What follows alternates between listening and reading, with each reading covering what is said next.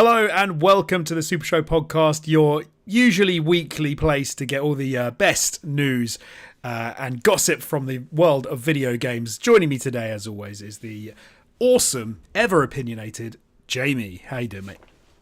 Do you know what? I've been better. It's funny you mentioned how we're almost weekly. We were almost bi-weekly once again because I am somehow under the weather. I got over COVID 3 weeks ago, and I'm sick again. I don't really know what's going on. I think I've been spending too much time around children, and I don't mean that in a pedo way. I just mean that they're back to school now. I'm glad to hear that, but I've got to call you out on bi-weekly. That would surely mean twice a week. Okay, here we go. Jonesy, get your wins and your one-ups out of the way early, because I'll be honest, behind closed doors, Jonesy and I have looked over all the talking points and discussions that are going to come up over the course of this podcast, and Jonesy's going to be taking a lot of L's tonight. Let me assure you of that. I may be taking many L's, but that's fine. I don't mind, because I have my opinion and I'm going to stick with it, even if everyone else and their dog does not agree with me. But let me quickly say that we are YouTubing. Jonesy, hey, what's your opinion around having a special edition controller for the Game of the Year and not owning the Game of the Year? I think what's your opinion on that? I think it's a bold move, Cotton. But it certainly is. Anyway, sorry, I'm jumping the gun.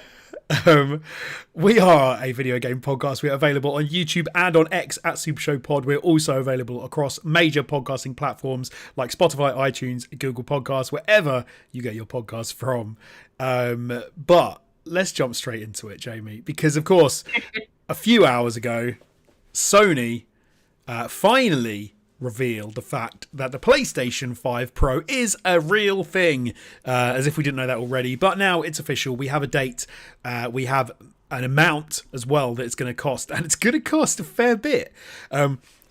The presentation that they gave was maybe a little bit lackluster for some people, maybe missing some things people would like to have seen. There was nothing in there that was not surprising. I think we'd kind of called it on most things. It's good to have everything down in black and white to know what we're actually dealing with. So, hey, after months of leaks and rumors and speculation, let's talk about what we know for sure. Okay, so this is what we have officially found out. And do you know what? I'm going to try not to break everything. What did I do? I made some notes of my own that I'm going to pull up just in case I need to refer back to them. The note taker. The note taker. So this technical presentation, as they called it, was presented by Mark Cerny, and I believe that Jeff Keighley even put out a little tweet beforehand saying that I think it was 1,237 days, I've probably got that wrong, since Mark Cerny last presented something for PlayStation, which is like 3 years. So it's exciting. It was exciting. Building up. There was excitement. We guessed it was going to be the PlayStation 5 Pro, of course.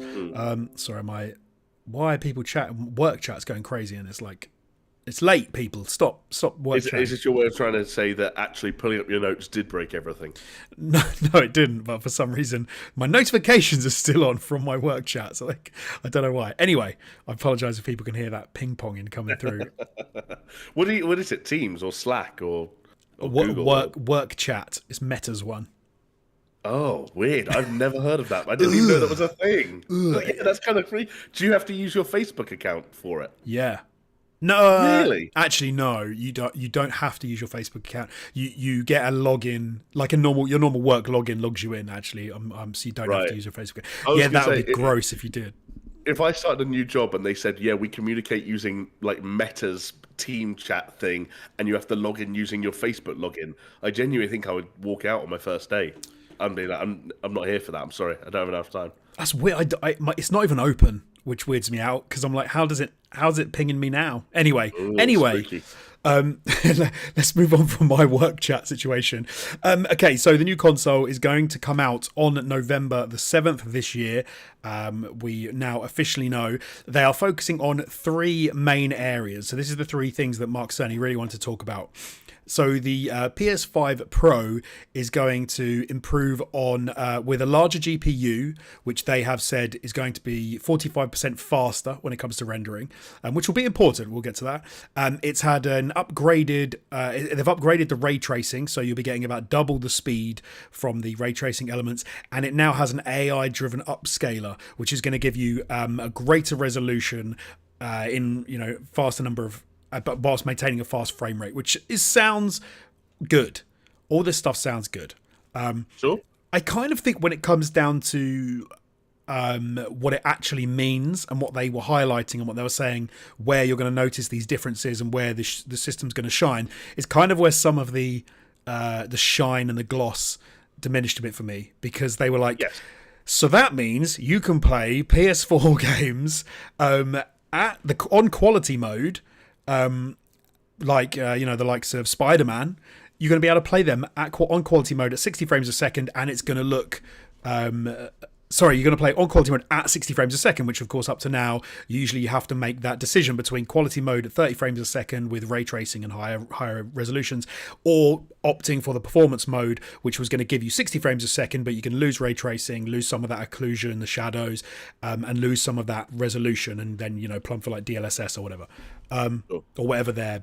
What does PlayStation use DLSS? I get confused. No. Well, that's what the final thing is now. That's what it's an AI SSR pisser is. That's their pisser is the AI DLSS thing equivalent. Because DLSS is Nvidia's tool, right? Right. The Yes. FSR is AMD's and so on and so forth. Too many, PlayStation now have pisser. Too many abbreviations. Do you remember? Like that's an old podcast joke. Like we called it pisser because the words PlayStation Spectral Super Resolution leaked like 6 months ago. Do you remember that? I do not remember that, but I like pisser, so we're going to stick with pisser. Any pod heads out there might remember that we've made the pisser joke. We made the pisser joke I don't know how long ago it was, but a little while ago.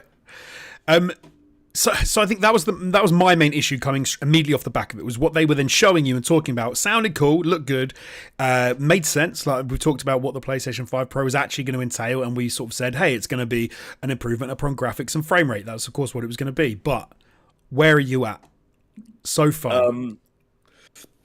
Based on what we've established so far, i.e. not jumping ahead to my thoughts and feelings that are, regarding other elements of the PlayStation 5 Pro reveal that we haven't discussed yet, I broadly agree with you in terms of my reaction to elements of this showcase, or whatever they wanted to call it.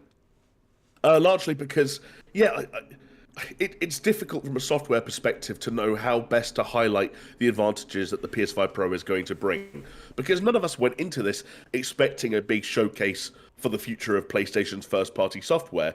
It would have been really nice if the cherry on top of this presentation was a new piece of software. But I'd be honest, if you'd asked me to bet my house on, we speculate... Oh. Jamie has frozen. Gamble on something like that showing up. Oh, I apologise. I didn't realise I cut out. We speculated last week about, Sucker Punch's Ghost of Tsushima follow-up or Insomniac's Wolverine, whether or not something like that would be here. I know we speculated, but if you'd asked me to actually put my money on something, I'd have said no, it will broadly be based on existing and sort of relevant software from the current window that we're in. So I guess I can't be too disappointed at that. But you're right, it made for a weird showcase for a number of reasons.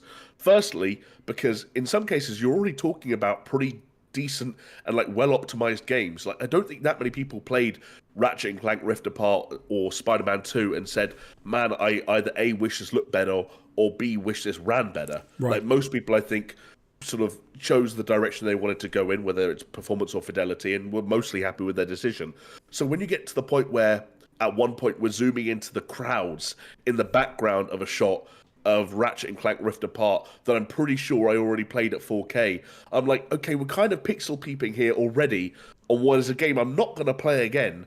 That's not a great showcase. Also, didn't help the fact that, you, I, and I'm sure most of the people watching this were streaming a compressed live stream on YouTube. So when they're doing sort of weird picture-in-picture split-screen comparisons, and you're looking at two images of Spider-Man 2 that look remarkably similar to the untrained eye based on the way in which we're watching this package, I was like, again, that's not a great way of selling me on this console. That being said, I do agree that the three kind of pronged approach that they're taking to the PS5 Pro, you mentioned the GPU, the ray tracing, and the AI-driven upscaling. I think they're all solid additions that can, raise the level, for the remainder of the generation. I would have liked to see the CPU touched upon, because I think, I don't know, the CPUs feel like for home consoles they've consistently been a bit of a snagging point, and so the fact that remains largely untouched, or at least they didn't mention it, was a bit weird to me. But I also liked the fact that they acknowledged the classic decision between performance and fidelity. Like, it was nice seeing Mark Cerny kind of say those words and saying people are being asked to make a choice and they don't want to make that choice. Because I've said that exact thing on this podcast before. So the idea of a console that can take away the choice by doing both, I do think that is potentially a selling point. But then the big asterisk next to that is the other components of what they revealed today that we'll get to shortly, I'm sure. One thing that kind of left me wondering a little bit. So Mark Cerny said, and as you say, they called out the fact that, and I do think this is a really important thing to address. He called out the fact that players are being made to make a choice between performance mode and graphic fidelity mode, and he said that 3/4 of players are choosing performance mode, so they're opting for like a close to 60 frames a second experience. And they're losing some of the ray tracing, some of the the more cinematic look, etc. What was interesting was when he talked about the power of the PlayStation 5 Pro being able to double the speed in quality mode, getting you up to a 60 frames a second experience. He specifically said Spider-Man, or he called out Spider-Man 2 and Ratchet and Clank, which I thought was interesting and then he went on to say, and in performance mode, where they're aiming for 60 frames a second, it's still going to be running at 60 frames a second, but they're going to use this artificial upscaling, and they're going to use the bigger GPU in order to render it much higher resolution so that the game looks much crisper in performance mode, which made me think that some games are going to effectively aim for this quality mode running at 60 frames a second, but that's not going to be the norm. But what they are going to do is make all games look better in performance mode, which is a weird thing, because I always have this issue. Whenever any game I play, I'm sure everyone else does on PlayStation 5, you always come up to this, you always sit down in the first, say, 5-15 minutes, whatever, and you say, is this a game that I want to play in performance mode because I want less choppy, I want it to be more like the camera to be more flickable and stuff's not going to like annoy me, or is this such a visually stunning game that I want to enjoy shadows and ray tracing, etc., and really get that cinematic experience? If it's a slower experience where the frame rate's not going to be as important, maybe. So I got the impression that effectively what we're going to end up seeing when all is said and done is a graphical fidelity mode which becomes irrelevant, and just everyone playing in performance mode that looks crisper. Yeah, I felt similarly, and I think that's because it's difficult, and I acknowledge that Mark Cerny and PlayStation are in a difficult position at the time of recording, because you can't go super granular on how each game is going to look and perform, especially not when you're talking about years-old PlayStation games at this point. And as you already referenced, in the case of The Last of Us Part 2, which featured extremely prominently a remaster of a PS4 game. But yeah, there was an element where they said, we want to do this thing that's a combination of performance and fidelity, and we've got it up and running on The Last of Us Part 2, Ratchet and Clank, and Spider-Man 2.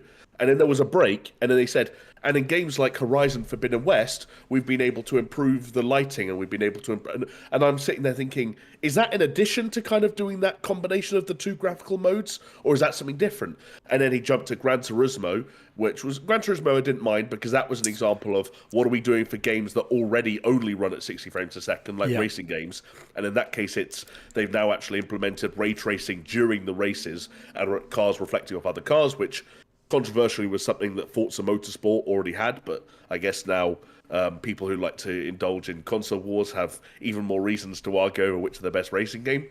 But then they went on to Hogwarts Legacy, which admittedly is a third-party title, and maybe then, they didn't want to get too granular. But I was like, again, I wish you're being a little bit more specific about what Hogwarts Legacy will be offering me, because here's my big prediction, Jonesy. And I don't think this will necessarily be the case this fall, but I think this will be the case by the end of the generation. The performance fidelity toggle, or the idea of choices in terms of what you want to prioritize in a game's, how a game is running, I don't think that's going to disappear with the PS5 Pro. No. Not at all. There will still fundamentally be a choice. I just find it hard to imagine a world where that's not the case. I completely agree, yeah. No, I don't think it's going to get rid of it. I think it might improve it somewhat, but then but maybe it won't. Like, you're still going to be making, at the end of the day, right, you're still going to be making a decision. But because one thing that I've done recently is obviously watch reviews for games that have just come out, and often part of that is to watch like the technical reviews and to see how well they run on different systems. So, for example, I'm thinking of like Black Myth Wukong, when you had the they were looking at the different versions of PCs and how well that game runs at different modes, and they're talking about like 1490s and what settings they can render that game at, and with the frame rates they're looking at like 45 frames a second on a 490, so that they can have ray tracing and shadows on medium. So the idea that the PlayStation 5 Pro with a 45% faster GPU is gonna knock all that on the head is obviously ludicrous. So it's not going to fix it. And I think, and you made the point, I think, last week, which is a very good point, which was, the PlayStation 5 was supposed to be all games running at 60 frames a second in 4K. It was supposed to be incredible. Yeah. But then all the developers made the games much more high resolution, the graphics much more, the fidelity of the graphics much higher. And suddenly you can't hit that 60 frames a second. You've got to, right. So the same thing's just going to happen again. Well, exactly, because like the horrible thing about Pro consoles, and admittedly this generation would be a little bit different because Xbox don't appear as though they're going to go down that route. So we are still going to have an even weirder generation where theoretically a lot of developers are making one piece of software that will simultaneously run on a PS5 Pro and an Xbox Series S. That's going to be fascinating to see how that plays out. But I always got the impression, and I don't know if this is just because I was a PS4 Pro owner and an Xbox One X owner, actually. But when I look back at the end of that generation, and games like The Last of Us Part 2 and Ghost of Tsushima were coming out, ironically, both games that featured in today's PS5 Pro show in some way, shape, or form, I always got the impression that we've given developers that increased runway, they've gotten used to it, they've used it, and now the Pro variants of consoles have become the standard experience, and they're having to water down and work backwards, almost like a Switch port style, to get it running on a base PS4. Right. There's less capacity for that to happen this year, but I do still wonder if, like, it's like we always joke about being freelance editors, or times in our life when we have been freelancers. If you give us 7 days to hand a project in, you're going to get it back in 7 days. If you email us on day 2 saying, actually, you have 10 days to do it, you're going to get it in 10 days. Like, it doesn't matter that we originally agreed to 7. You've changed the game. We've got 10 now. We're going to use 10. Like, you look at this GPU, how do we know? Like, so especially given that this has been a year where, and the PS5 Pro will help, I'm not going to suggest otherwise, but this has been a year where you look at the two that come to mind, ironically, are Star Wars Outlaws and Final Fantasy VII Remake, open world games where I checked out the performance mode and thought, yeesh, this is looking a little bit soft and a little bit smudgy, and damn, I just wish this was a bit sharper. Like, it's gonna be really interesting to see whether the PS5 Pro remains the thing that fills that gap for the remainder of the generation, or if it just becomes like the new norm and all of a sudden PS5 starts to feel handicapped by the end of the gen. I don't know. Like I said, the fact that Xbox aren't playing that game and that the Series S remains a quote-unquote next-gen console, that will help, sort of... I think that makes the point. Circumvent that to at least. Well, I think that makes the point you've said. Like, Xbox have had problems because they've said games that release on the X have to release on the S at the same time, and developers have been like, well, hold on, our game doesn't run on that system. Like, we can't make it run. Like, what do we do? And some famous examples. But okay, as you touched on, there are some other elements around the PlayStation 5 Pro that we haven't yet talked about. So let's touch on those, because we also know that the PlayStation 5 Pro is going to have a 2 terabyte SSD. Which is what was it originally? The PlayStation 5 was 500 gig, or you could get 1 terabyte, but I think it was actually 850 gig, was it? I thought it was a terabyte as standard. I might be wrong. I don't know. But it was that weird thing, wasn't it? It wasn't a terabyte. It was like of usable space was like 800 or something weird or whatever. Yes, they advertised it as a terabyte, but you're absolutely right. Yeah, so some strange thing. But this is going to have a 2 terabyte SSD. It will come with a DualSense controller, which is pretty standard, but it will not, Jamie, come with a disk drive, which is surprising because I think you made the point last week that this was supposed to be like the professional edition of the console. It's the definitive edition. How could they not include a disk drive in it? And I think you also pointed out then, and you were absolutely right, that that means if you want to buy, or you want to play discs on the PlayStation 5 Pro, you're going to have to purchase the extra disc drive, which you can get at the moment, which is £100 or $100. So the last little wrinkle to everything is the pricing. I think you said you thought it was going to be about £600. I don't think I said how much I thought it was going to cost. I was hoping for $600, and I was hoping that they would a bit less. I was hoping it would be less in pounds. I wasn't expecting it to be much. I wasn't expecting an exact 1-to-1 conversion in terms of currencies, but I was hoping a little bit less. Like, I thought if we could get away with even 570 in pounds, I thought that would be great. Yeah. So let me tell you, and then I'll ask a question to our American listeners, because it's something I would like to know. So we have got the costs. They are listed as $700 in American markets, £700 in British markets, and €800, obviously, in the European market. So the real thing there is, if you are going to say to yourself, hey, I need a disc drive, I've got a lot of PlayStation 5 and 4 discs. I am definitely one of those people. It's going to cost you £800 to pick up this sort of a complete unit. And I will also say slightly more if you want the pictured but not included vertical stand. Yeah. When I was a little bit, the fact that they included that on there, like vertical stand sold separately, I was like, what? Just include it, like for the love of, like, okay. Anyway, no, they've not included. So you're absolutely right. A little bit more. Let's say 30 quid. So let's say £830 or $830 for the full package, which is a tidy amount. That is quite a lot of cash to drop. It is. Yeah, it's a lot of money. It's more money than I expected. And I think the key thing is that for myself, and I'm sure for a lot of people out there, and you're going to be curious to hear what people listening to this think, but it crosses a mental threshold. There's already been a lot of chatter on Twitter about the fact that there is actually at the moment a special edition 2 terabyte Xbox Series X that is selling for $600.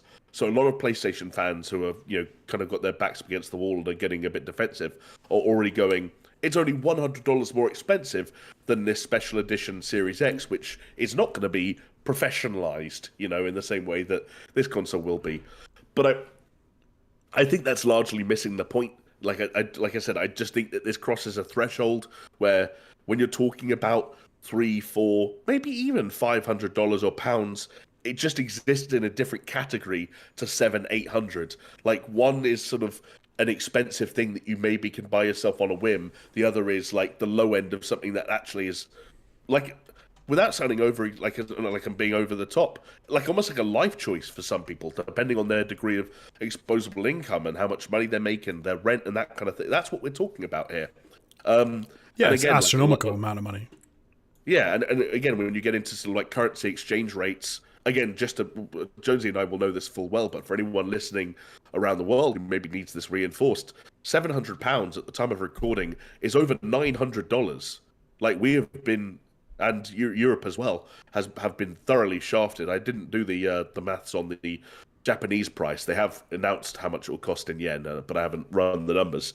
But yeah, like that's the other element going here. This is a base, a $915 roughly console for people listening in the UK, or people purchasing rather in the UK. And yeah, when you add the fact that it doesn't have a disc drive, and I talked about, as you mentioned, it feeling like it should be the highest level, most enthusiast, professional console going. And I understand that it's a cost cutting measure, and clearly someone said, hey, look, selling it at $700 without a disc drive is better than selling it at $800 with. And they're probably right. But yeah, it begins to create a weird sort of like imbalance where you look at that price tag, you contemplate the idea of buying, one of the most expensive consoles of all time. Certainly, in most of our lifetimes, as people buying consoles, obviously you go back to like the Wild West, and there were some crazy expensive and oftentimes shit pieces of hardware out there. But like, a lot of people will buy this and it will be the most expensive console they've ever bought. And then you go back to look at that big three, and you go back to look at that presentation, and you're saying, well, like, where's that? Where, like, obviously that £700 is going somewhere, but am I going to feel that as a player? Like, as the end user, like, do I want to spend £700 so that if I get really close and really squint at the crowds in the background of the parade scene and Ratchet and Clank Rift Apart, things will look sharper, and that's where it becomes a really difficult decision for people. I was really surprised by that pricing. Yeah. And I think one of the things which makes it even more surprising, and I think we talked about this and we were messaging in the WhatsApp group before, and Chris was sort of saying the same thing, to not show any new software where they couldn't have even said, this is how you can play this game, which is coming out next year or whatever, and this is going to be the definitive way to play this title because it's going to look how good it's going to look. And then you get the buzz around the game as well, like whatever that game was quite surprising. And to show it off against like Spider-Man 2 and Ratchet and Clank and Last of Us Part 2, I mean, you're sort of not really making the case for your new system, really, by doing that. Agreed. But there's still also, not to immediately kind of, sort of like play devil's advocate, though, there is also an element of this that I'm aware while we're saying it and while we're thinking about it and while we're talking about it, that this is the optics of the situation in the shortest of short terms.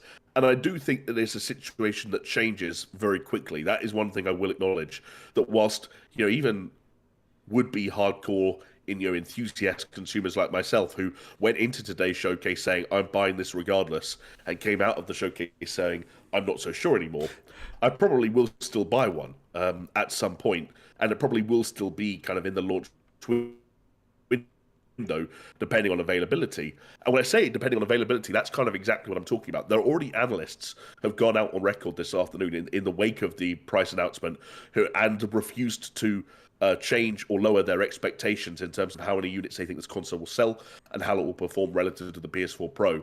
This console will sell out. There will be shortages. They will be impossible to get by Christmas. And next year, if the software lineup, whether it's PlayStation first party or otherwise, we talked last week about how significant GTA 6 is on its own.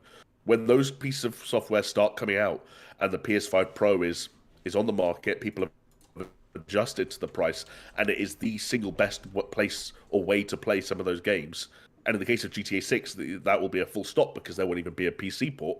Then that will be a real significant motivating factor for enough consumers that it will do absolutely fine. You even look at what happened today. We are talking about a new piece of hardware, a new PlayStation that was revealed in like a 9-minute Mark Cerny video that they announced and told us about yesterday. Like, PlayStation aren't trying to make the public widely aware of this. They're not trying to replace the PlayStation 5. They don't want families that are going into Best Buys and Targets this Christmas to necessarily pick up a Pro over a 5 because it just makes sense to do so. This is going to remain a thing that, 1 in 5 or less people who buy PlayStations for the remainder of the generation will pick up, and that's absolutely fine by Sony, especially clearly at this price point. Yes, and I think the main thing for them is going to be as well, because the PlayStation 5 price point is currently quite high anyway. If you get to if you've got two options in front of you, and one is I was just looking up the current prices. Obviously, these might change going forward. But if you look at like the PlayStation 5 model group Slim console is £480 at the moment. I think if you're looking at 480 or 600, what did we say? 700. It's 700. But then 800 if you want a disc drive. So if you're considering current Slim, so there's the Slim version that has the disc drive already integrated. So that's like £100. There are digital versions of the Slim that are cheaper. So you could at the moment you could buy it. At the moment, I'm looking at Amazon here in the UK. You could buy a digital PlayStation 5 Slim for $390. Okay, so 400 versus 7. So put it this way: like, if someone does go out and buy a PlayStation 5 Pro and an external disc drive simultaneously, someone else could have gone out on that same day and bought two PS5s. Yeah. I'm not sure why you would do that, but no, I was just trying to think. It just illustrates that once you look at this package all in, you know, I think it's close to double the price. it is close to double the price. I was trying to work out whether this, because when the PlayStation 4 Pro came out, my PlayStation 4, I think my PlayStation 4 packed up. So I was like, well, okay, I need a new console, and I might as well get the Pro. It wasn't a case of like, it was, oh, well, I might as well get the better version if I'm going to go and buy one. I think maybe this is slightly out of that bracket whereby you're going to do what you just did. You're going to say, well, that's 2 PlayStation 5s. Do I really need the Pro? Like, is it going to make that much of a difference? I already knew going into this that outside of the realm of like my PlayStation 5 dying, that I wouldn't have bought one. I think now I'm even further down that route of like, I would just go and get a PlayStation 5 digital and get a slim and get a external drive, just so I've, I don't think I would, even in that eventuality, I don't think I would buy one of a PlayStation 5 Pro. It's just not doing enough. And we can touch on a couple other elements. They are also introducing this PS5 Pro Game Boost, which is going to apply to over 8,500 backwards compatible PS5 and PS4, and PS5 games, which is going to make they're going to make them more stable, or it's going to improve performance. So that's a bonus, that's a plus. But at the same time, am I really gonna be caring that much when a lot of these games, if I really cared about them, have probably already had a PlayStation 5 update on them where they're looking better and they're running better already? Yeah, and there's also like you're stuck to based on like how the game was sort of like built to perform originally, and if someone can or is willing to go back and do any work to it. Like anyone who's thinking about Bloodborne, like Bloodborne's a famous example. Bloodborne already is a game that could and can, if you're willing to get into like weird piracy and custom firmware situations, run at 60 frames per second on a PS5. But that game has a hard locked 30 frames per second cap. That's not just going to change because you have more GPU. You have a 45% more powerful GPU.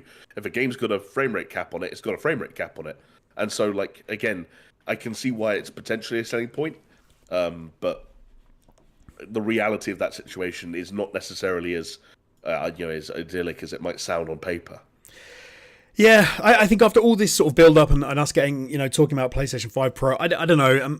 I don't think it's that surprising what they've come out with, but I kind of feel like in the cold light of day, it's just a little bit of a maybe a bit of a damp squib in how it's now that to actually hear it, to see the pricing, to see the release schedule, to see like the lack of new software that they're sort of talking about at the same time. I don't know, when you stack it all up together, it's a bit like there's always that promise when something's coming. It's always that exciting. You might know what you're getting for Christmas, but when you're looking at the boxes under the tree, you still don't know, even though you've probably got a pretty good idea. I don't know, for them to come and actually like unwrap those gifts and show us what they are, it's a bit of a Yeah, no, I completely agree. And I think in some ways it's just a testament to a lot of what's going on across the board in this generation, especially when you compare it to, the previous generation, which we now, I think for a lot of valid reasons, reflect on really positively. Again, when you were a PS4 owner and you were looking at, where were we, like 2016 going into 2017 and 2018, you were based on what had been at E3 this year, the E3 that year, you were excited about Horizon Zero Dawn, and you were excited about God of War, and you were excited about Days Gone, and so on and so forth. And like those were all exciting prospects as far as a PS4 Pro, pertained to. And then there were also like larger kind of spec hits that I think we've now kind of like broadly agreed that oftentimes the ironic thing about these Pro consoles is that they're there to achieve the objectives that their predecessors failed to achieve at launch. But that was a lot more exciting in the PS4 Pro, where 4K and HDR were actually relatively big selling points, and all of us were buying TVs that we wished, had consoles that took advantage of those things. And the PS4 Pro, gave us that in a lot of cases. A lot of people would have experienced 4K outputs and HDR for the first time because of a PS4 Pro and an Xbox Xbox One X. There are very few equivalents to that now with the PS5 Pro.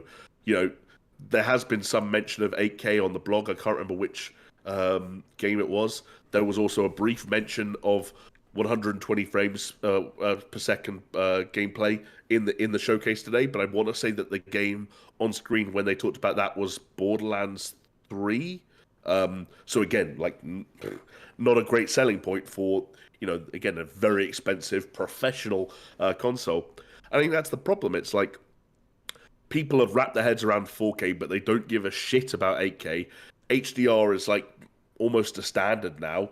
And yes, there are some buzzwords here and things that hopefully people will get excited about. Like, I think the AI upscaling and PSSR, like, I actually think that could be quite a big deal. And it's exciting to see a home console that has some kind of AI-driven upscaling element, considered. But like, again, even ray tracing to a certain extent, like, that revolution and that movement has already kind of been and gone. And yes, its implementation hasn't been amazing, and there have been a lot of shortcuts taken, and the performance hits have been massive. Ironically, again, they showed Star Wars Jedi Survivor on screen when they were talking about ray tracing, and that was a game where there were certain parts of that first open world section you could go to with ray tracing on and drag the frame rate down to like the teens if you wanted to. So again, like, the other weird thing about today was that it was also just a reminder of how frustrating this generation has been, and how long it's taken to feel like it's really, gotten started. So whilst the PS4 Pro could make the argument that it was building off the strong start of the PS4, the PS5 Pro is there to say, hey, like, invest in us now, and we promise this stuff is coming down the road and it will be great when it comes. But that makes it a really tough sell in the launch window. Again, not tough enough that I don't think it won't sell out, and plenty of people will buy them. There are enough enthusiasts out there, and PlayStation know that. And as but we've also seen as recently as the PSVR 2 that PlayStation are not immune to misjudging the demand for a piece of technology, for failing to support a piece of technology, a piece of hardware with relevant software. And the PSVR 2 almost already looks like it's been put out to pasture. They released that PC adapter for it and kind of said, there you go, it's PC players' problems now. Go and play the better software that Valve makes, because we're not interested anymore. I don't think they're going to put the PS5 Pro out to pasture in that same way. But this has been a weird generation for all kinds of reasons. And the fact that we sat there watching the announcement of the PlayStation 5 Pro with Borderlands 3 and The Last of Us Part 2 footage, like, propping it up, I think only hits that point home even harder. No, absolutely, completely agree. Well, let's move on.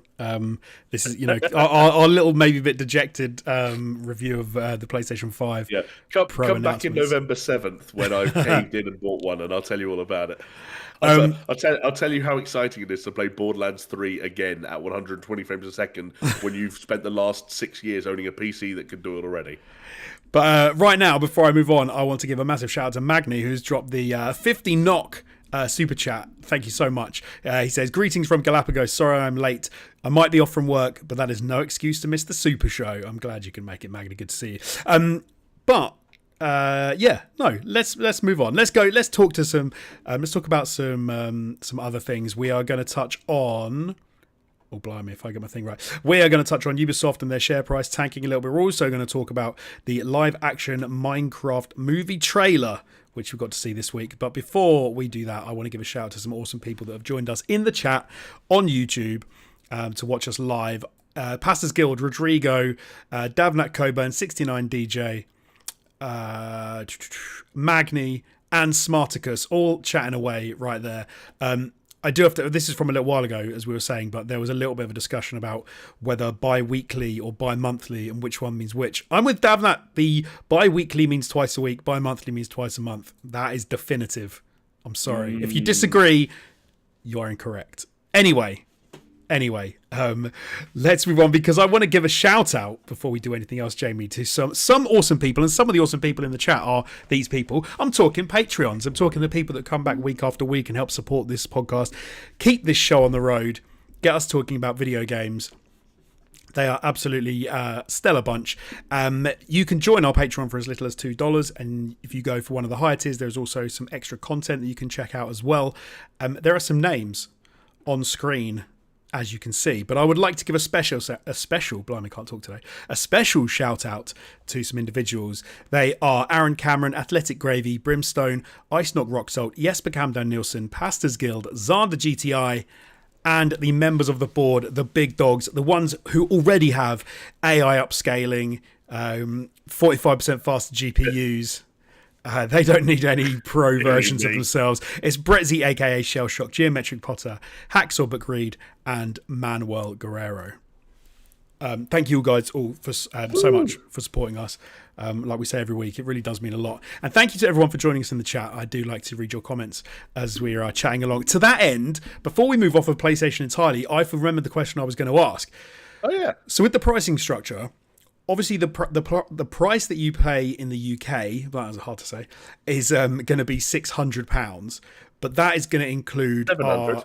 700. I keep doing that now because they've done the $699.99 thing to me. They keep making me see the six. It works, Jonesy. It works.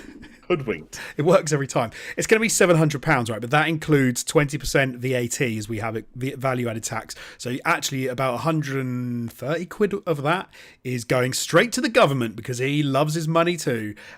My question for the Americans is, when you have $699, does that include your local sales tax, or when you actually go to the shop, if you still go to the shop?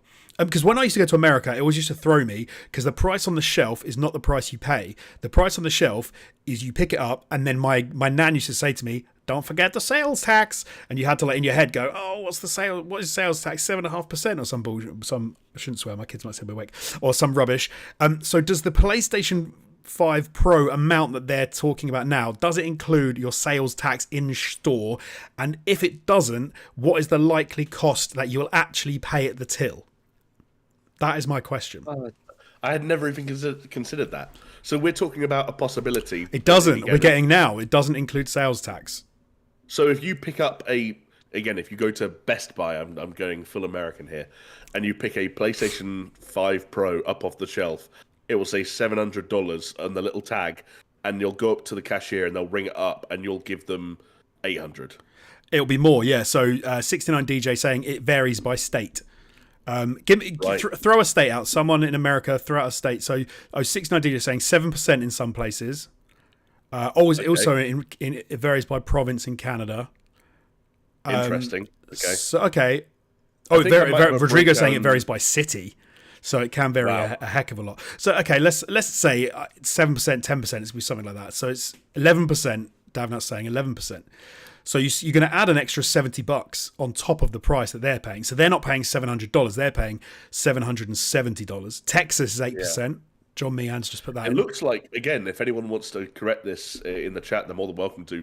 It looks like some parts of certain states, including parts of Alaska, parts of Delaware, and parts of New Hampshire, and maybe more, have no sales tax. So can you drive? I wouldn't be worth it. I was going to say the fuel price wouldn't be worth it. I was like, so you could drive to another state, pick up your PlayStation 5 Pro, not pay the sales tax because there's no sales tax. It depends how close you were to a state with either no or lower sales tax. God, but that would just send my head for a spin. Like, that is one of the situations. I think tax across the board is something I don't really want to complain too much about how our country handles it. The amount that we pay and stuff like that. No, but I mean, like, at least we're not doing that thing. You know, Americans, how many times have we watched a sitcom where they're joking about filing their taxes and doing all these, and it's like, we don't have to do that. If you're a full-time employee you're I do. Yeah, because you have a business and you do freelance stuff. But if you just have a job like me, you don't. It's all done for you. It is all done, yeah. It just comes, the money you get every month, it's already been taken out. They've already taken their chunk. They do. I don't know why I keep seeing this, but I keep seeing shorts on YouTube for people talking about how in America you have to file your taxes, but the tax man won't tell you how much you owe, but they already know. And if you file your taxes and get it wrong, they'll tell you got it wrong, and then you'll get in a lot of trouble. Right. But then you're like, well, if you know how much I owe you, just tell me. And they go, oh no. So it seems backwards. That's the funny thing about the UK, right? If I have to tell the taxman at the end of the year, I know, like you say, most people don't. I have to tell the taxman how much I owe him, in addition to what I've already paid at the end of the year. Yeah. And if I tell him I owe him like a tenner, he won't say anything. He because he literally doesn't know. So at the end of the year, if I say, "Oh, you 10 quid," he'll just accept that. And then what happens is you may get audited. If they think something looks fishy, they might turn around and go, I think something's up. I'm going to audit you. But it's actually pretty unlikely, especially if you're a regular Joe. They're not really probably going to care. If you're not earning that much money, they're probably not really going to care that much, which is why we have so much tax-free goings on in the UK. Let me just say at this point, in case the man from the HMRC is watching, I pay my taxes every year. Obviously, of course I do. Yes. Jonesy pays taxes on everything he earns as an editor, apart from when he takes his payments in cash, which he is willing to do for anyone that's looking for a UK-based editor. Jonesy is more than happy to do things in a discreet, under-the-table fashion. Love a bit. I haven't had cash for ages. I love a bit of cash. I had this last week. And I'm actually in a fight at the moment about VAT because I bought a motorbike helmet from the Netherlands, which is 0 rated for VAT, and FedEx have sent me a bill for 70 quid saying I owe 20% VAT. So I said I'm not paying it because it's their 0 rated VAT, safety equipment, and they're still sending me invoices, but they won't talk to me. They just keep sending me bills, and I keep contacting them through all they have is a contact me thing. They don't have a phone number. They don't have an email address. Yeah. And so I keep filling out these forms going, I don't owe you anything, and wait to see what happens. There's nothing worse than a customer service scenario that could be very easily fixed, or at the very least, like, explained in a conversation in like 10 seconds, but you're dealing with either bots that don't understand what you're saying, or what's worse is now you get a lot of bots where you can only ask certain questions based on like prompts that they presume that you're going to say. Like, yes. like I think Uber Eats is one of these where it's like, we're pretty sure we know what's wrong. Just pick from this list. It's like, actually, it's none of those things. It's that the driver like pissed on my McDonald's before he gave it to me, and that's not in your drop-down menu. So can I just speak to a... Nah, sorry. Like the time your food was cold. Well, actually, it was warm because of the piss. But you'd know that if you just let me talk to you. Didn't I told you about the time that my curry arrived and I'm pretty sure the guy had eaten half of each thing? Do you remember that? I don't know if I remember that, but I kind of respect it. It's like I swear it even looked, all the food in the containers was like spread out, but it was half each amount, and then even the naan bread was like torn in two, and I'm pretty sure he pulled over, had his lovely dinner, and then spread everything out to make it look like it was okay, and then just delivered it, and I'm like, what I like about that is the fact that it was like in Indian, it was a curry, and there's like an element of like setup and prep that goes into consuming it because there's multiple containers, half of them have liquid in them, so you need to be. So I like this idea of a guy putting up 4 different things and looking at the spread and it's like, do you know what? I do need half of his naan as well, just to clean up some of the sauce. But if he did it, I actually respect it. That's what I'm trying. I reckon though, I'm pretty sure that the delivery guy was Indian, so he was more au fait with dealing with Indian food than I was anyway. So he probably knew the system of like, if you're used to dealing with the curry sauce, the korma sauce, you're better. Whereas I'd make such a mess if I was in my car trying to sort out a curry. It's going all over me, let me be honest. But I bet he was all about it. I bet he knew exactly. I bet he had prepared Tupperware, knowing I like this, I like that. Oh, this guy's. Oh yeah, I like a bit of Bombay aloo. I'm glad he's ordered that, and he had a lovely time. Anyway, let's move on. That sounds like a weird, like, kind of a challenge, like eating a multiple dish curry in the passenger seat of a car that is like also doing like a rally circuit or something like that. It could be the new Hot Ones, interviewing celebrities while they are the co-driver in a rally car and eating a multiple dish curry with like a multiple dish like meal made up of various curries. And most of them have sauces. I like it. Yeah. You can't pull out by going like mixed grill and naan and onion bhaji and that's it. No, you've got to go something wet, some sauces in there. Because we're looking for the money shot where you go over a bump and Adele gets a face full of buttered chicken. That's what we're looking for. Although imagine if it was a really hot Naga or a Madras, and that's gonna like Adele was blinded in a car doing a new interview quiz show. Yeah, because Sean Evans is always saying, like, be careful of the eyes. You can't be careful of the eyes when you're co-driving the Dakar Rally and you've got a biryani resting on your lap. I would so watch that. Yeah, Sabrina Carpenter just covered in korma sauce. Oh, that sounds like something you've a mental image that you've drawn up before, sir. Oh, I'm keeping that up here, locked away in the vault.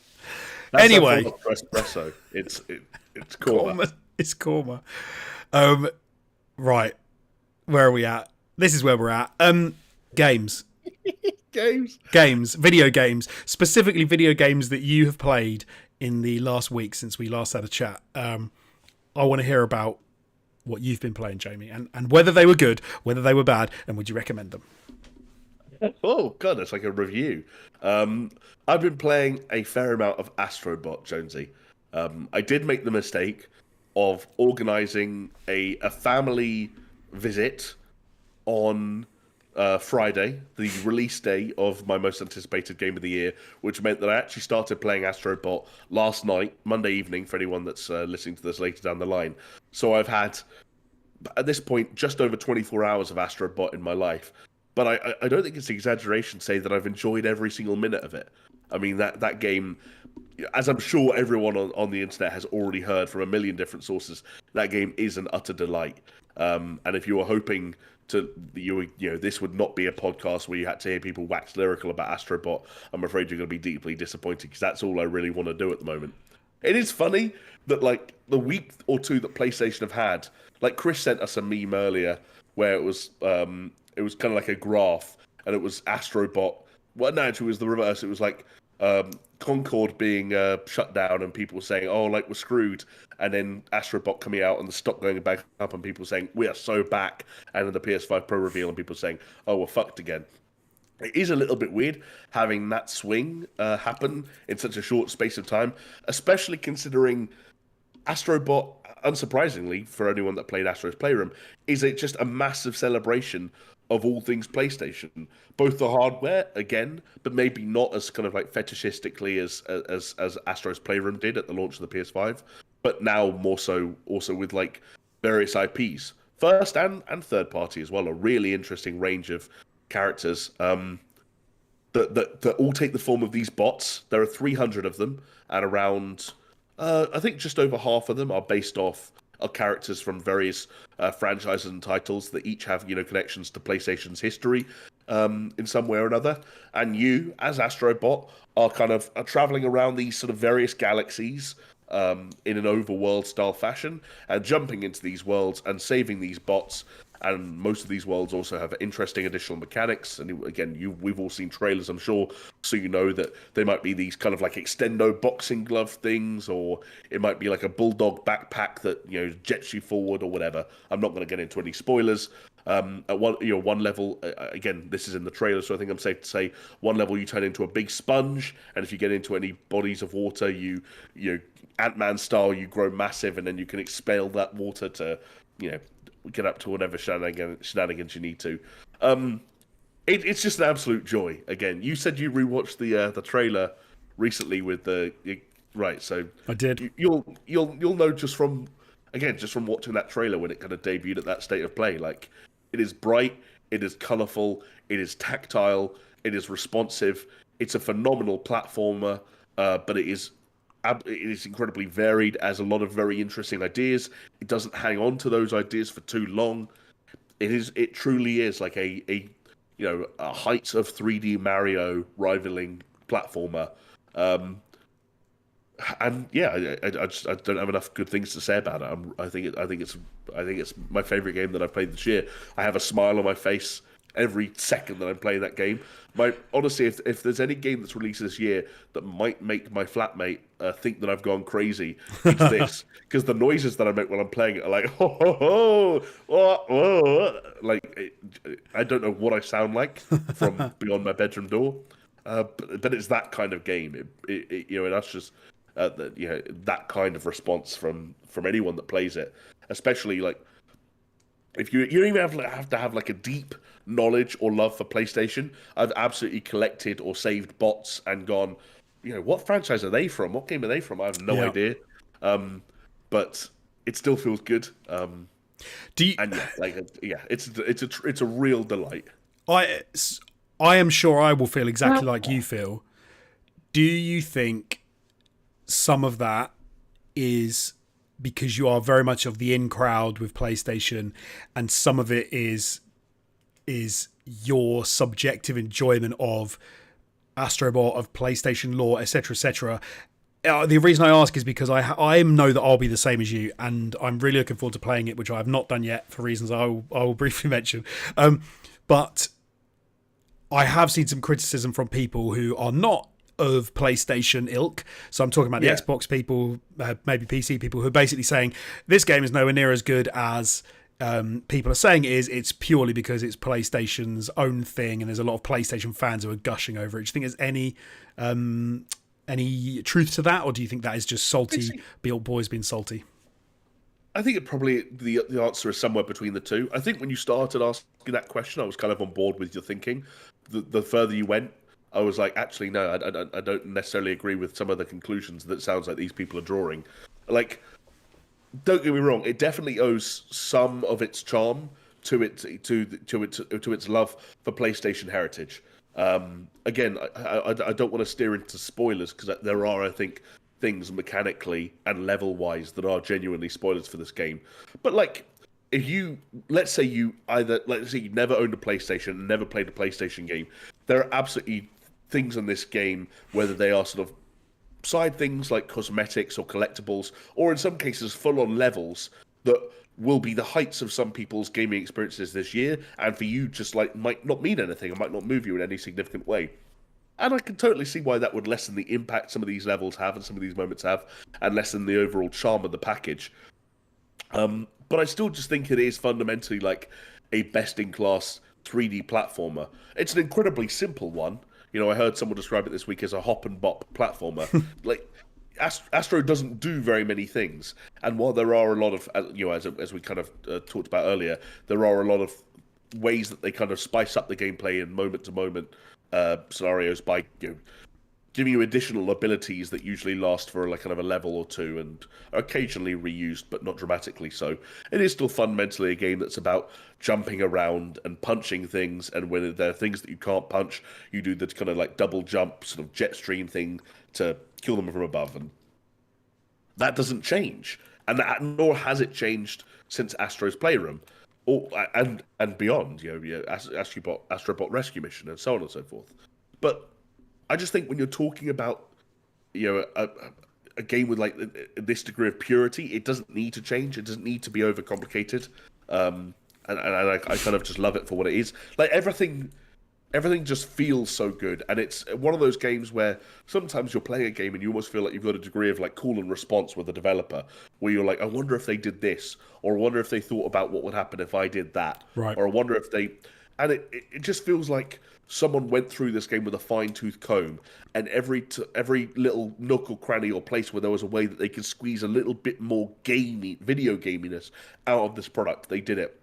And when you combine that with the haptic feedback and the adaptive triggers, and like the ridiculous overemphasis on physics, like the amount of times that they'll just like throw loads of tiny little, I don't know, like acorns at you, or a bunch of balloons will fall from the sky, or like just because they know it feels good, like they're having fun with it, and it'll be very hard for anyone that plays this game not to as well.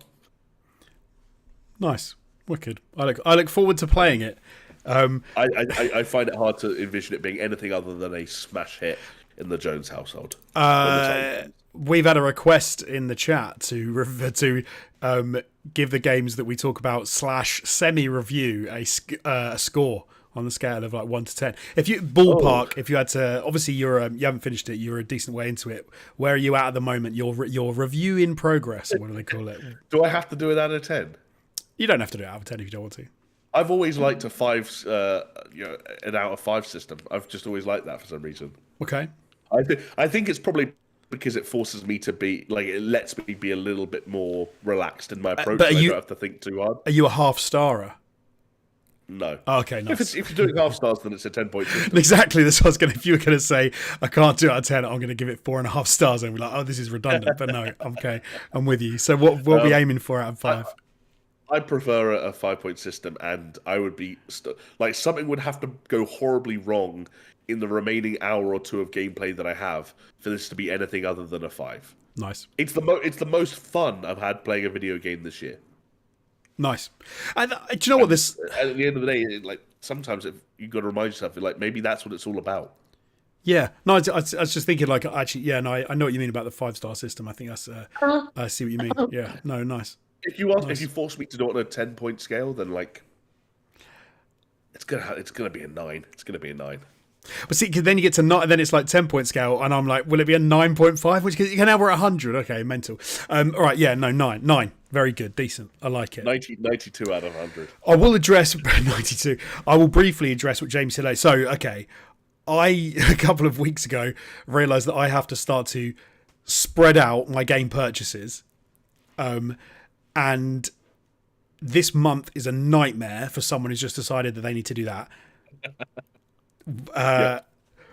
I won't talk about it at any length, but one of the reasons is I did buy myself something else very expensive last week, which is now means I have to be more careful with my money. It was a motorbike, so yes, that is taking up a lot of my time and effort and money at the moment. So I now have to be more conservative with what game-wise, and there are so many good games coming out. Astro Bot is obviously well up there on that list. Space Marine is obviously out. Star Wars, Black Myth Wukong, Plucky Squire comes out on the 17th, and at the back end of this month, we've also got. Shall I remind us? I forget what the big release. We forgot last week, didn't we? We forgot to do the games that were coming out. Oh shit! Yeah, I'm so sorry. I just realised we forgot. Everyone's favorite segment, but do you know what, Jonesy? Like us sitting here not being sure what comes out only reinforces the importance of the segment. The reason we don't know what to expect at the end of September is because we didn't let the people know what to expect at the end of September. We completely forgot. But there is another game coming out at the end of September, I'm sure. I'm having a look now. Frostpunk 2. It wasn't that. I don't think you were that locked in on Dead Rising Deluxe Remaster. No, wasn't that. Otherwise known as Doctor. Ara History Untold, Epic Mickey Rebrushed. No, I'm sure there was another one. Balatro, Lollipop Chainsaw Repop. Obviously, I will be purchasing EA Sports FC 25. We have Shattered Space, the Starfield expansion. It's not Shadows, is it? It's not Assassin's Creed Shadows. Is that October? Shadows, yeah, I want to say is a little bit deeper. Shadows is anyway November. Oh, November. Anyway, okay. Dizzy Lane saying Zelda. Is it that? Oh, might be that in the new Zelda game. Could be Zelda. That's definitely on the radar. That's an interesting one. But Dragon Age is October. Call of Duty is October. But obviously, Call of Duty will be Game Pass as well this year. But something I Fantasio, October, Silent Hill, October. Sorry, I keep, every time you start talking, I say another game. No, that's right. Stop. I can't remember what it was. I think it must have been Zelda. But something I did purchase, and I have it here just to show off because it is beautiful. And I shared a link with Jamie, and he did the same thing. There you go, if you can see that, it is the Astro Bot Limited Edition PlayStation 5 DualSense controller, because I thought it was wicked. The little eyes don't do anything. Not that you would have thought they would, but there was a moment when I saw the trailer for it, the controller, I was like, do the eyes move? And I was like, that would have been so cool. Have they implemented an LED display? And that would have been crazy. That would have been like a $300 controller or something. And it wasn't its standard price, but it's a very nice controller. Controller. And I... yes, something Jamie wants to insult me for, because he says I made a really stupid decision, which was last week. I already wanted to get it, and I wasn't sure if I was going to, and then I did. I've been playing Star Wars Outlaws. Da, da, da. So, Star Wars Outlaws and the Astro Bot controller. Those are your choices for September. Yes. Not on purpose, though. Okay. Because it was more like my brain, I wasn't thinking that clear. I wanted to play either Black Myth Wukong or Star Wars Outlaws, and I decided Wukong is going to take me a lot longer, and I'm going to have to get a lot more into, and the month is already so packed with games that I wanted to maybe try and get into something which was more like you could play in snapshots, like you can just sit down and play a bit of. And like an open world, a 3D platformer that's broken up into different levels. It wasn't out yet. And it, so, and I really wanted to play Outlaws, and one of the reasons I do have a weird thing for like underdog games sometimes. Like I'm like, oh, I can't be that bad, and I have a love for Star Wars. I'm not like a massive Star Wars nerd, but I remember like watching them as a little kid, the original 3. My dad was really like Star Wars, and I like Star Wars Lego and stuff like that. So I do have some nostalgia and affinity for the Star Wars franchise, and I did want to play this, and I'd heard good stuff from a lot of people, and then I'd heard kind of like middling stuff from you and a number of other people. But I think you kind of came away from it a lot more positive than I thought you were going to be last week when you were talking about it. So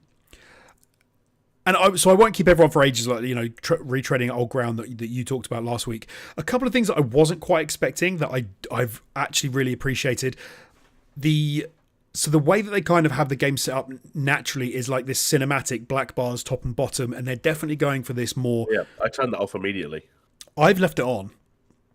And going back to the talking fidelity modes, performance modes, I've also gone for the graphical fidelity mode purely because I'm like, I think they are trying to get you to feel like you are playing one of the original Star Wars movies in some sense. Right. It definitely feels inspired by that original trilogy more so than the newer movies, the newer 6. For me, there's a lot of crossover between like this, the more slow and methodical. You know what it made me specifically think of is when Obi-Wan Kenobi is snooping around on the Imperial ship in A New Hope, and he's like turning off stuff, and he's turning down, and he's hiding from stormtroopers, and he's sort of slinking his way around. I think that is the vibe they're going for. And I actually kind of come away from my first sort of like, I guess like 6 hours, 7 hours of it, thinking that they've actually done a pretty good job of marrying the stealth mechanics and the cover shooting, but it's not proper cover shooting. But actually I'm like, yeah, because I don't think it's supposed to be. I think the whole thing is set up to make you want to play it in a certain way, and I have done this a few times, which is, you don't stand there like a division or whatever and try and blast your way out and kill everybody. It's like, no, you blast a few people and then you're on your toes and then you run. And then you're trying to put distance, you know, you're trying to get away from people and you're trying to get to the next area. And I've done that a lot more than I would normally in this kind of game. I'd normally try and like, you'd get bedded in, you'd finish a fight. But this doesn't feel like it's trying to get me to do that. It feels like it's trying to get me to be this sneaky, cheeky, scoundrel who's not a stealth character, like a out and out stealth character, who's not this super commando who can just like blast everyone with headshots all over the place. I'm kind of digging it. Even some of the weird stealth stuff where people seem to spot you and it seems a little unfair. In some respects, it almost seems like more realistic. Because if you think about it, like a lot of these games, if I'm in Assassin's Creed, like I've been playing a lot of Assassin's Creed recently, I've been playing a lot of Odyssey. If you're one level above someone and they're walking around below you, they just like won't see you. Whereas if you were in a normal situation, if I was in the real world, they absolutely would see you. You're only like one level above them. The people don't just look on the level they're at and never pay attention to you. There is, and don't get me wrong, like Outlaws doesn't make it super impossible. If you're like on a roof above people, they won't like immediately look up and see you. But there are times when, and it is very forgiving. Like someone will kind of think they've seen you. They get the question mark and they'll sort of slowly walk over to the area and then investigate it. And if you're hiding, they won't find you. It's not like they immediately go, she's over there. But I do think there is an element of trying to make this feel more cinematic, more movie-like, and create this world whereby you feel like you could be in a Star Wars game. It definitely misses in a lot of areas. Some stuff doesn't feel great. Some stuff doesn't work brilliantly. I quite like the mini rhythm game for the data tool, which allows you to punch through doors. I thought it was a neat way to go around like lock picking that I've not seen before. The slicing stuff, which is, you know, you've got to put in the word, basically Wordle. Well, no, it's not though, is it? It's that old school. I can't say what's the game called. I can't remember, but yeah, a lot of people would think of Wordle. It's similar to Wordle. Again, that's fine. It's quite fun. But I quite like the characters. I quite like what I'm doing. The ship combat is weak, but I think that was kind of a given. I'm digging it more than I thought I would, if I'm honest. If I'm being completely honest, and you said before the show, it's a deep 7, and I agree with you. Going back to out of 10, it is a deep 7, but it is a deep 7 that I'm actually having a lot of fun with. Those totally exist. I've played far too much of like Kessel Sabak, which is that little card game that you can play in it. Yeah, that was a solid game, I thought. I've played at least 4 or 5 games of that, and you know, and enjoyed it. I do like Nyx. I thought I was going to find him annoying. Your little character that helps you out. That's what I was going to ask, because you did just say that you like the characters so far. You said you're about sort of 6 hours in or so. Which characters have you liked, Oh, other than Kay and Nyx, who are obviously front and center throughout? I've got like a I, cowboy droid guy who I'm hanging out with. There's some of the faction people. You kind of get in with them, and maybe I've played more than I think. I think you've played a little bit more than you think if you met the cat. Well, actually, it depends how often you're sort of slowing down and just doing open worldy stuff. Yeah. Like you, I think, But can you I don't know. the way that you meet the experts as well, who teach you about the different abilities that you're going to be unlock. You get to meet some they're reasonably interesting characters in that front. So the faction people that you meet, I've met like Danker and a couple of other those like characters who give you jobs and things, Whacker and people like that. I think are quite. They feel like they fit into the Star Wars universe quite nicely. I can't remember. There's a guy who's he's like a mob boss that you meet. I can't remember his name, Gronk or something. But that's kind of what I mean. Like, you and I, between us, have played like over 20 hours of this game, and we're talking about characters other than Kay and Nyx, and we're like, oh yeah, there's that one guy who he's kind of a mob guy, and then there's the cow, then there's and there's that one, that fixer that's a bit, and I was like, when am I gonna feel like I'm a part of like an ensemble here? So like, we're getting a team together for like. I'm also going to flat out disagree with you about the experts. Like, yes, I don't mind the expert system, and I think it's a nice approach to, in a game that doesn't have XP and leveling up and skill trees. Simplifies that, and it makes it challenge based and gives you things to work towards. It's cool. But I don't think as characters any of them are like nearly remotely interesting. Some of them have an interesting quest to kind of get them on side, or to find them, or to save them. But like, there's one of them I can think of where, like, you go there, you meet them, you talk to them, and other than me being slightly confused about what I presumed to be slightly like lesbian undertones, or like like flirty, the one who you're recommended to go to who can improve your speeder. Oh yeah, okay, yeah. Oh right. Oh no, I get what you. Yeah. She contacted me recently to say if I want another upgrade, and it was a bit flirtatious. But yeah, things felt flirty, and I was like, I was thinking that's a lesbian. I was thinking more about the first one you meet, who's the guy whose bar you live above, and there's kind of this like father-daughter sort of kind of relationship. He's got a bigger part in the story. Yeah, I'll give you that. But then I was going to agree with you though. They are. I think there's a term in Fight Club that he uses, which is single-serving friends. And it's like everything on a plane is single-serving. And there is a very big element to this game at the moment where everyone is single-serving. Like, you meet them and they seem really cool, but then they're actually not in the story for very long. And then they kind of leave. And I can only assume that's going to carry on for a bit. So I'm liking the characters. I don't want to ruin anything for anybody, but like there's characters who I've thought, oh, he's a cool character, and then they've been around for about an hour, and then they've died or they've disappeared. Which kind of a lot of characters. Yeah, there are some. I thought. Yeah, there are characters I thought were going to be around longer, and then all of a sudden they're not. Yeah, and then that's what I'm saying. It's like I'm not going to say it's like any more than like a 7 at the moment. I'd say it's like a deep 7, a solid 7, a middle 7. But I think that is in a good way. Like, the overall feel it's giving me is decent. It's more open world than I thought it was going to be. In some respects, it's less open world in some respects. Oh yeah, the space stuff is better than I thought it was going to be in some respects, and worse than I thought it was going to be in other respects. My desire to want to upgrade my ship and that is stronger than I thought it would be, and like my speeder. But at the same time, my desire to change what I'm wearing and change myself is less so. Like, I don't.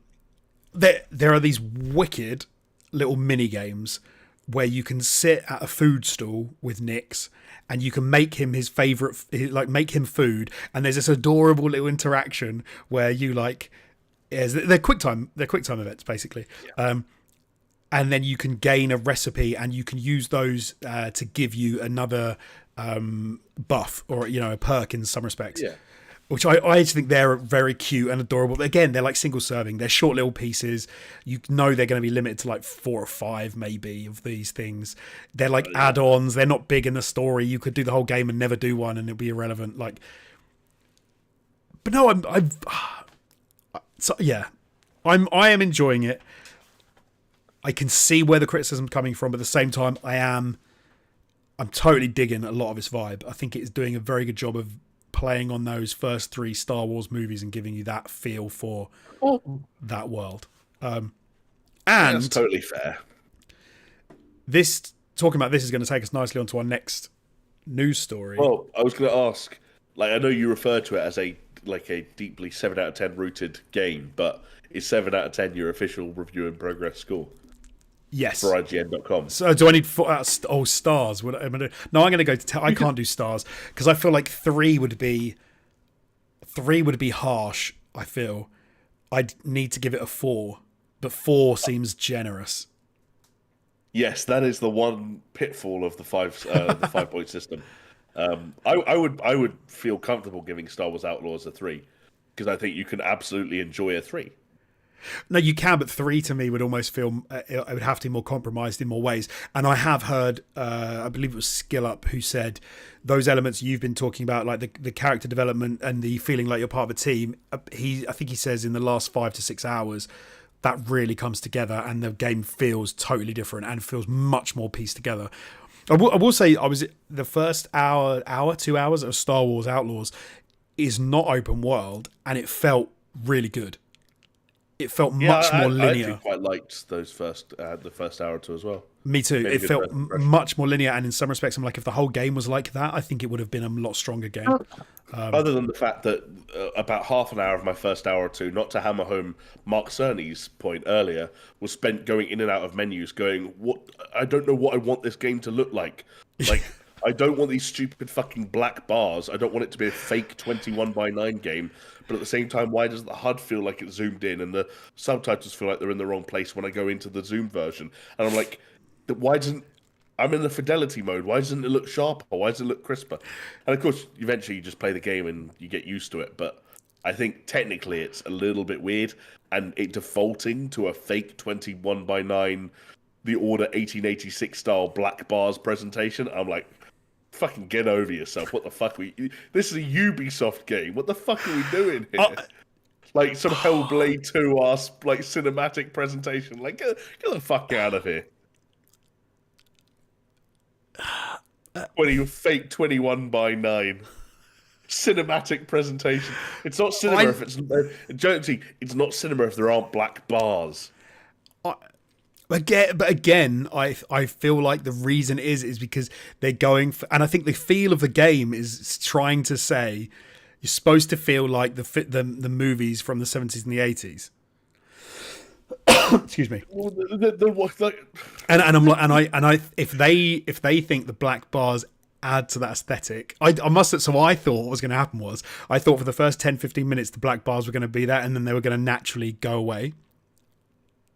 No, and it would settle into a full screen, but it doesn't. They stay there. I didn't even leave Kay's room at the start of the game before going, why? What? Hang on, what's going on here? Why is this the default? I've stuck with them. I was so tempted to take them off. I also spent about 15 minutes in fidelity graphical, and I was switching because the lighting performance mode just looks super flat. Like it's not nice, and the fidelity mode looks much nicer, but it was a little bit more choppy. I then also went into my TV settings because I was like, I think I need to I don't know what setting I'm on, like cinema or standard or movie or game or whatever. So I played around with some of those settings as well. And I think I've got looking around with the film grain or the chromatic aberration. No, I ended up feeling like it was better with both off. I've not actually played around with them. Maybe I'll have a look at those. But yeah, I've struggled to get it right. But then, it's not a fast, high octane shooter in any sense, and so I don't mind the lower frame rate of the fidelity mode, and I've not messed around with the other stuff as well. But I agree. I actually think it's totally playable at 30. Yeah, for what it's worth. And I just think it's one of those games, like I mentioned with Final Fantasy VII Remake earlier, where I just think that the image in performance mode is just too soft and too muddy. especially when you're screaming through those open worlds on your speeder. Everything just looks a little bit muddy, a little bit blurry, a little bit jittery, and yeah, it's just not. It doesn't make for a nice image overall. No, I agree. I completely agree. Yeah, but 7 out of 10 in progress for me. I'll stick with it. See where I end up. I look forward to it. Score wise. But like I said, I look forward to never getting a final score because somehow inside the next week or two you cave and then buy something else. No, I'm not allowed to. I'm really not. I'll get in trouble. Jonesy, when has not being allowed to buy a game ever stopped you buying a game? Come on. Rarely. And Space Marine 2 looks so good. And looks fucking awesome. Astro Bot looks so good. Yeah. But hey, look, we need to move on because we'll not even move on. We need to tangentially move on because we've got to touch on the fact that, look, my enjoying a 7 out of 10 game and Jamie saying is a steep 7 and that you can enjoy a 7 out of 10 game has done little to stop the fact, the reality that most people think that this is not a good implementation of a Star Wars game. And so, unfortunately, Ubisoft's share price has dropped by 10% to its lowest level since 2015. A lot of people not best pleased with the state of the game as it has come out.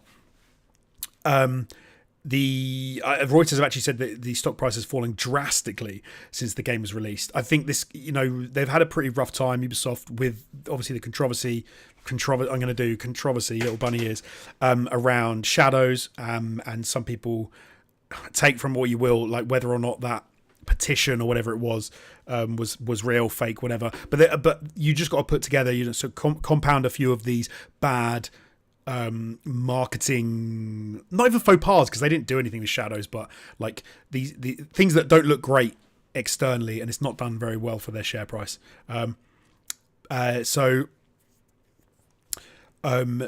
Ubisoft's share price has gone down. It went down again on Monday after a minority investor called on management to take the company private or let it be sold to a strategic investor. Obviously, not, like I said, not happy with what's been going on.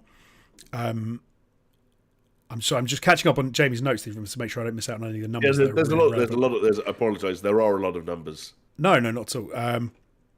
It's fallen by 50% over the last 12 months, and so as we said, now sits at a near 10-year low since 2015, which is a hell of a lot. Like,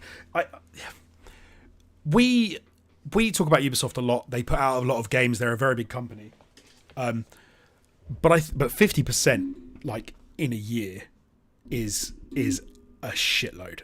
But then I'm trying to think at the same time as I'm reading the facts and the figures out, like, do I think it's deserved? And they have had a lot of issues over the last number of years. It's not like it's only been in the last year. I mean, if we look at Avatar, didn't do that great. If you look at like Skull and Bones, that sort of didn't perform as well as they thought. We often joke about the fact that they make games very well, or even not so well sometimes. But then the marketing seems to just not be there, and these games slide out to sort of little marketing hype, and then don't do as well as maybe they should be doing. Mirage didn't maybe perform as well as it hoped, although that was a smaller title, wasn't as big as a full like a mainline Assassin's Creed game. I don't know. I struggle. Ubisoft is one of my favourite game developers, publishers. I think if I had to sum them up, like over my entirety of my gaming life, they're definitely up there. So it does pain me to see them struggling, and Eve to be in this position, but they've not made good decisions. No, they haven't. They haven't made good decisions, and like further to that, in a lot of cases, they haven't made good games. Like, I think the other thing that's interesting about all of this is that we're talking about a near 10-year low. Going back to 2015, that's what they're approaching. But when you look at when its price was at its highest, we're talking about July of 2018, which was only 6 years ago.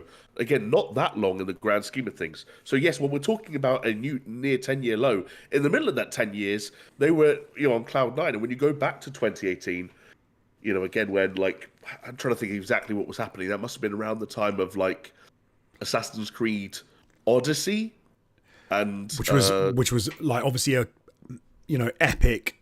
Not just an epic game, but epic at the same time. Was it Division? Was Division 2 around that sort of time? Yeah, Division 2 was, I think, 2019, which was the year after. again, I'm just reminding myself now. Far Cry 5, which was obviously a massive hit and continued to sell very well for ages. Yeah.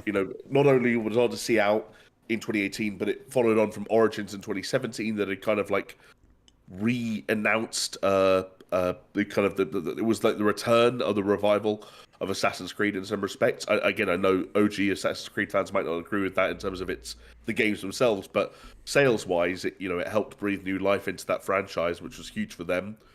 You had things like Mario and Rabbids Kingdom Battle, which not only sold pretty well, but was the beginning of a then promising relationship with Nintendo that I think is broadly disappointed. The most recent Ghost Recon at the time was Wildlands. You think since then we had the disaster that was the Breakpoint and an entirely cancelled free-to-play battle royale thing, and they were also getting that reputation of like, hey, we're going to be the studio that supports things, and we're going to release games like For Honor that are going to be solid, and you're not going to hear about them, but they're going to keep doing well, and they're going to keep picking up numbers. There was even like series like The Crew. You'd always forget that The Crew existed, and then someone would go, hey, like, The Crew 2 is still being supported and has X million players. And you're like, oh shit. And then it just feels like since then they had that really awkward start to the generation where, do you remember Watch Dogs Legion, Assassin's Creed Valhalla, and God, I can't even remember, Immortals Phoenix Rising, I almost forgot what it was called, all came out at once. Literally all three games. Yes. 3 third-person open-world action-adventure games coming out 1 month after another, October, November, December, at the start of a new generation. Like, great, get new software out for new consoles. Ubisoft loved doing that. But Watch Dogs Legion, I think, disappointed in sales and reviews. Valhalla sold massively well, but in some cases, I think, did actually long-term damage to the Assassin's Creed brand in reputational terms. Immortals Phoenix Rising, obviously, famously did so poorly that they cancelled the sequel. You then move on to like Far Cry 6. Again, I think it sold pretty well, but it feels like it's done long-term damage to the Far Cry name.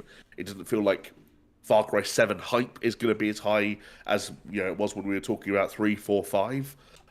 Even with those like spin-off games in the middle, like Primal and New Dawn, like they weren't really knocking down anticipation for Far Cry 5, which felt like a huge deal.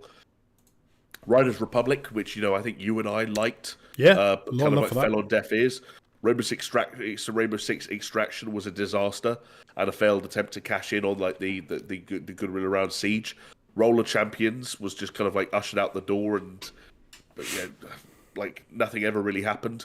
Mario and Rabbids Sparks of Hope, a disappointment relative to Kingdom Battle and in terms of sales, and probably for all we know the end of that relationship with Nintendo. You mentioned Mirage. You mentioned Avatar. Like, I don't think the disappointment around Avatar should be understated either. Again, that was a big project that was in development for a long time at Massive, that was tied into what is, like it or not, whether you go to watch them or not, like the 2 highest grossing like films of all time. Like that should be a big deal. And it wasn't. Skull and Bones, again, absolute disaster. Yeah. Not just at launch, but a years-long disaster leading up to launch. X-Defiant, we sat here last week talking about how there are reports that it's already on its last legs. Again, a big problem. They haven't had a hit with any of their free-to-play titles. You want to talk about free-to-play titles? Remember, what was it called? Hyperspace? They're another one of their attempts to cash in on the free-to-play Battle Royale trend during lockdown. That game, I think, what was it live for? Like maybe a year? It's better than Concord, but not by much. And then, like, Outlaws apparently has been disappointing out the gate. I don't know what Shadows is tracking like, but it's probably not as great as Valhalla was. I don't know what it will be like relative to Mirage. Maybe a slight improvement, but probably not enough. And then you just look at the things that haven't happened. How long have they been trying to remake The Sands of Time? How much money have they spent trying to remake The Sands of Time? How much money have they spent trying to figure out what genre of a game Beyond Good and Evil 2 is? I mean, that doesn't exist. Come on. Well, if it doesn't exist, that's even more of a problem. That is tens of millions of dollars, and it's just like I can totally you add it up. And you look through the wiki like I just have, and it makes total sense why Ubisoft are in this position, and it becomes harder and harder to defend it because they haven't done the thing that it felt like they were beginning to nail at that 2018 kind of sweet spot. of like making really solid, action adventure games of the Ubisoft ilk, and it didn't matter at the time that they were the Ubisoft ilk. Like the Far Cry 3 Assassin's Creed, all you do is climb towers meme had already been done to death by 2018, and people didn't care. Those games still reviewed well and sold well. And it felt like the quality has dropped, the cadence has slipped. The rate at which like marquee and popular franchises are being looked at, and the kind of like the games that they're getting when they are being looked at has slipped. And yeah, I don't know. It's a disappointing state of affairs. It is, and just to sort of put the nail on the coffin, I'll just read out. This is an open letter from hedge fund AJ Investments, who have got a lot of money invested, I assume, which is why they're putting out this open letter.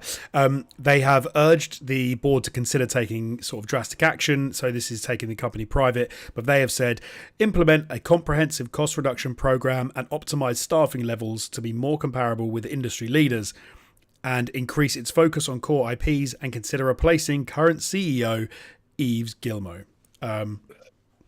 Which is it's always, I think it is difficult. I think you highlighted it really well in that if you go back 6 years, they're on cloud nine, they're doing phenomenally well. Everything they touch seems to be working, but obviously that 6 years was informed by the previous 8. What they'd been making beforehand, and so the problem I think now is that everything they've been making in that interim period from then to now seems to just be failing. And so I guess the problem is they're not going to be able to spend another 6 or 8 years doing whatever to see how they do in that length of time, because people are going to, as they have done, people who put the money into the company are going to get annoyed, and they're going to try and they want stuff to change right now because they don't think that the people who are in charge are making the right decisions.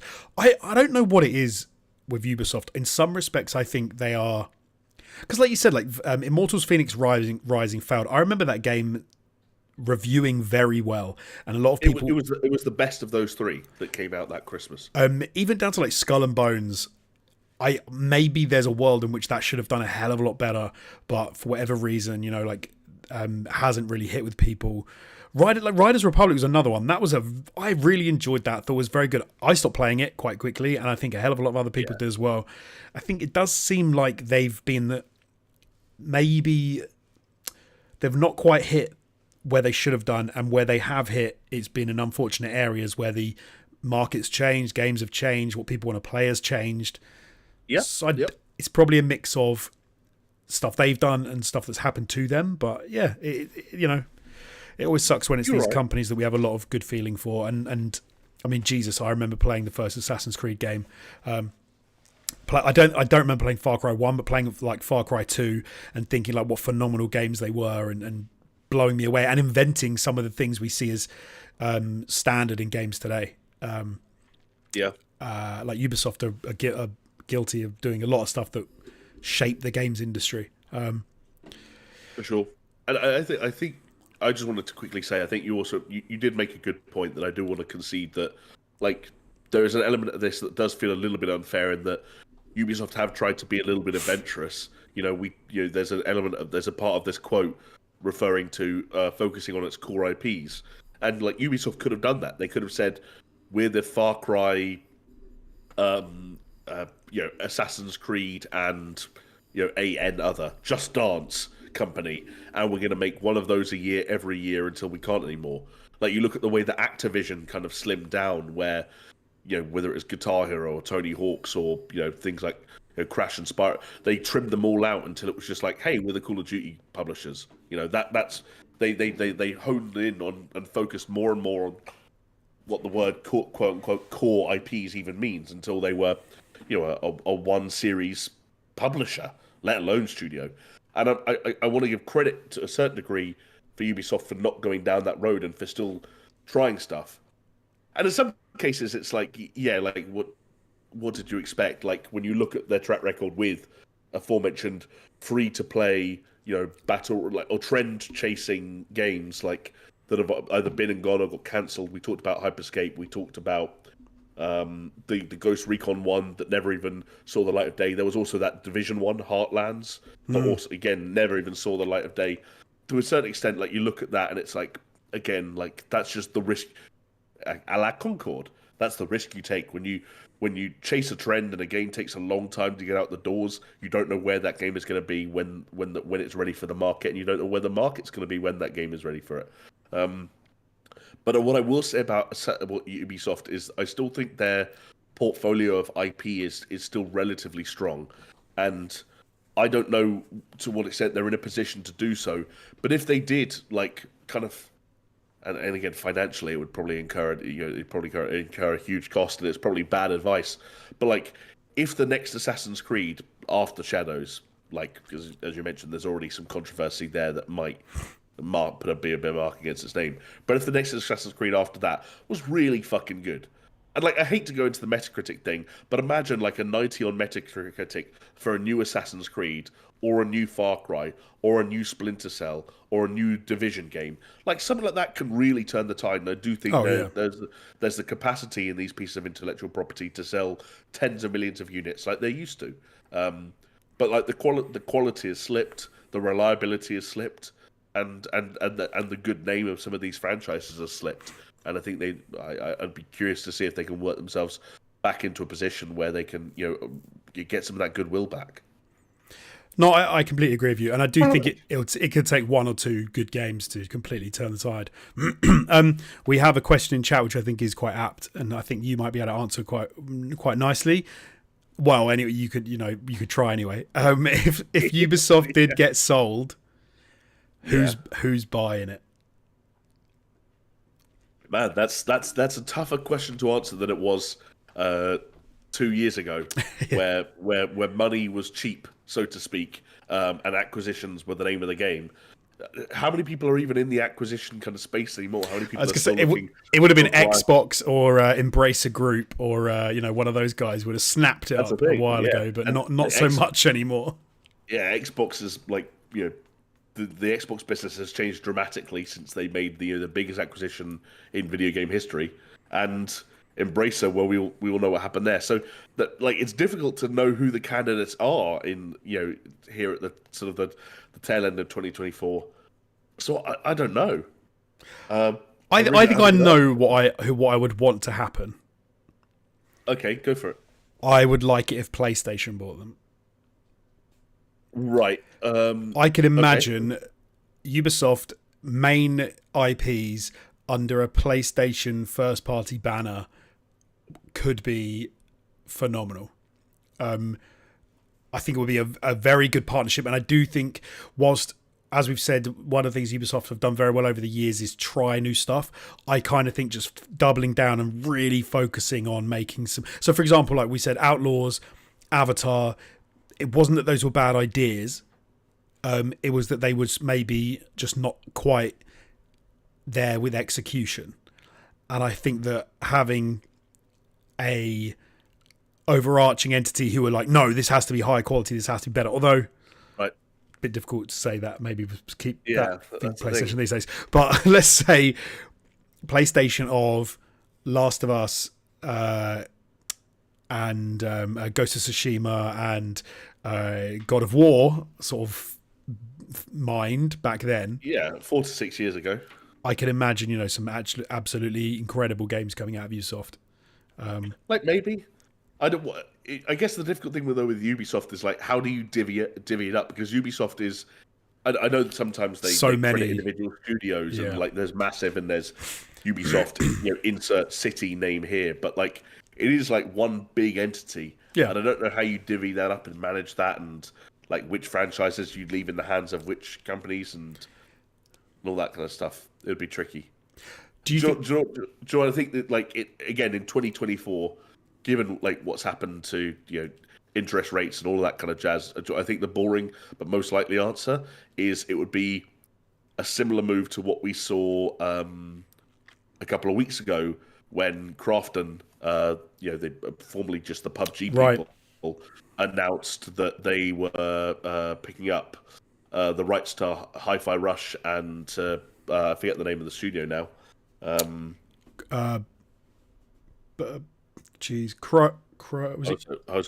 was hoping you would. Is it Chrome something?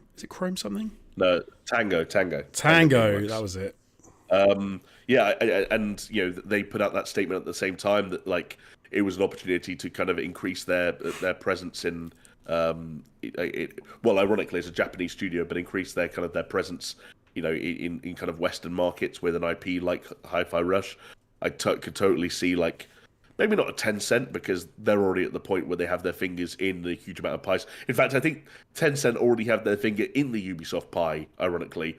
But like you look at like a Nexon or a NetEase or like a Chinese or South Korean company who wants a tailor-made and potentially quite cheap Western developer with IPs that are known to Western audiences and a large amount of developers already in situ. It would probably be one of those moves. It would be a relatively large, mid to large sized Japanese, Chinese, or South Korean publisher. Yeah, maybe. And Csoft. Do you think Massive are in trouble now, based on Avatar and Star Wars Outlaws? I think like if we were again, it's funny. I think it depends on on how the way Ubisoft work. If we were talking about a structure like PlayStation Studios or Xbox Game Studios, where you close down a studio because they made bad games or because they underperformed, then maybe.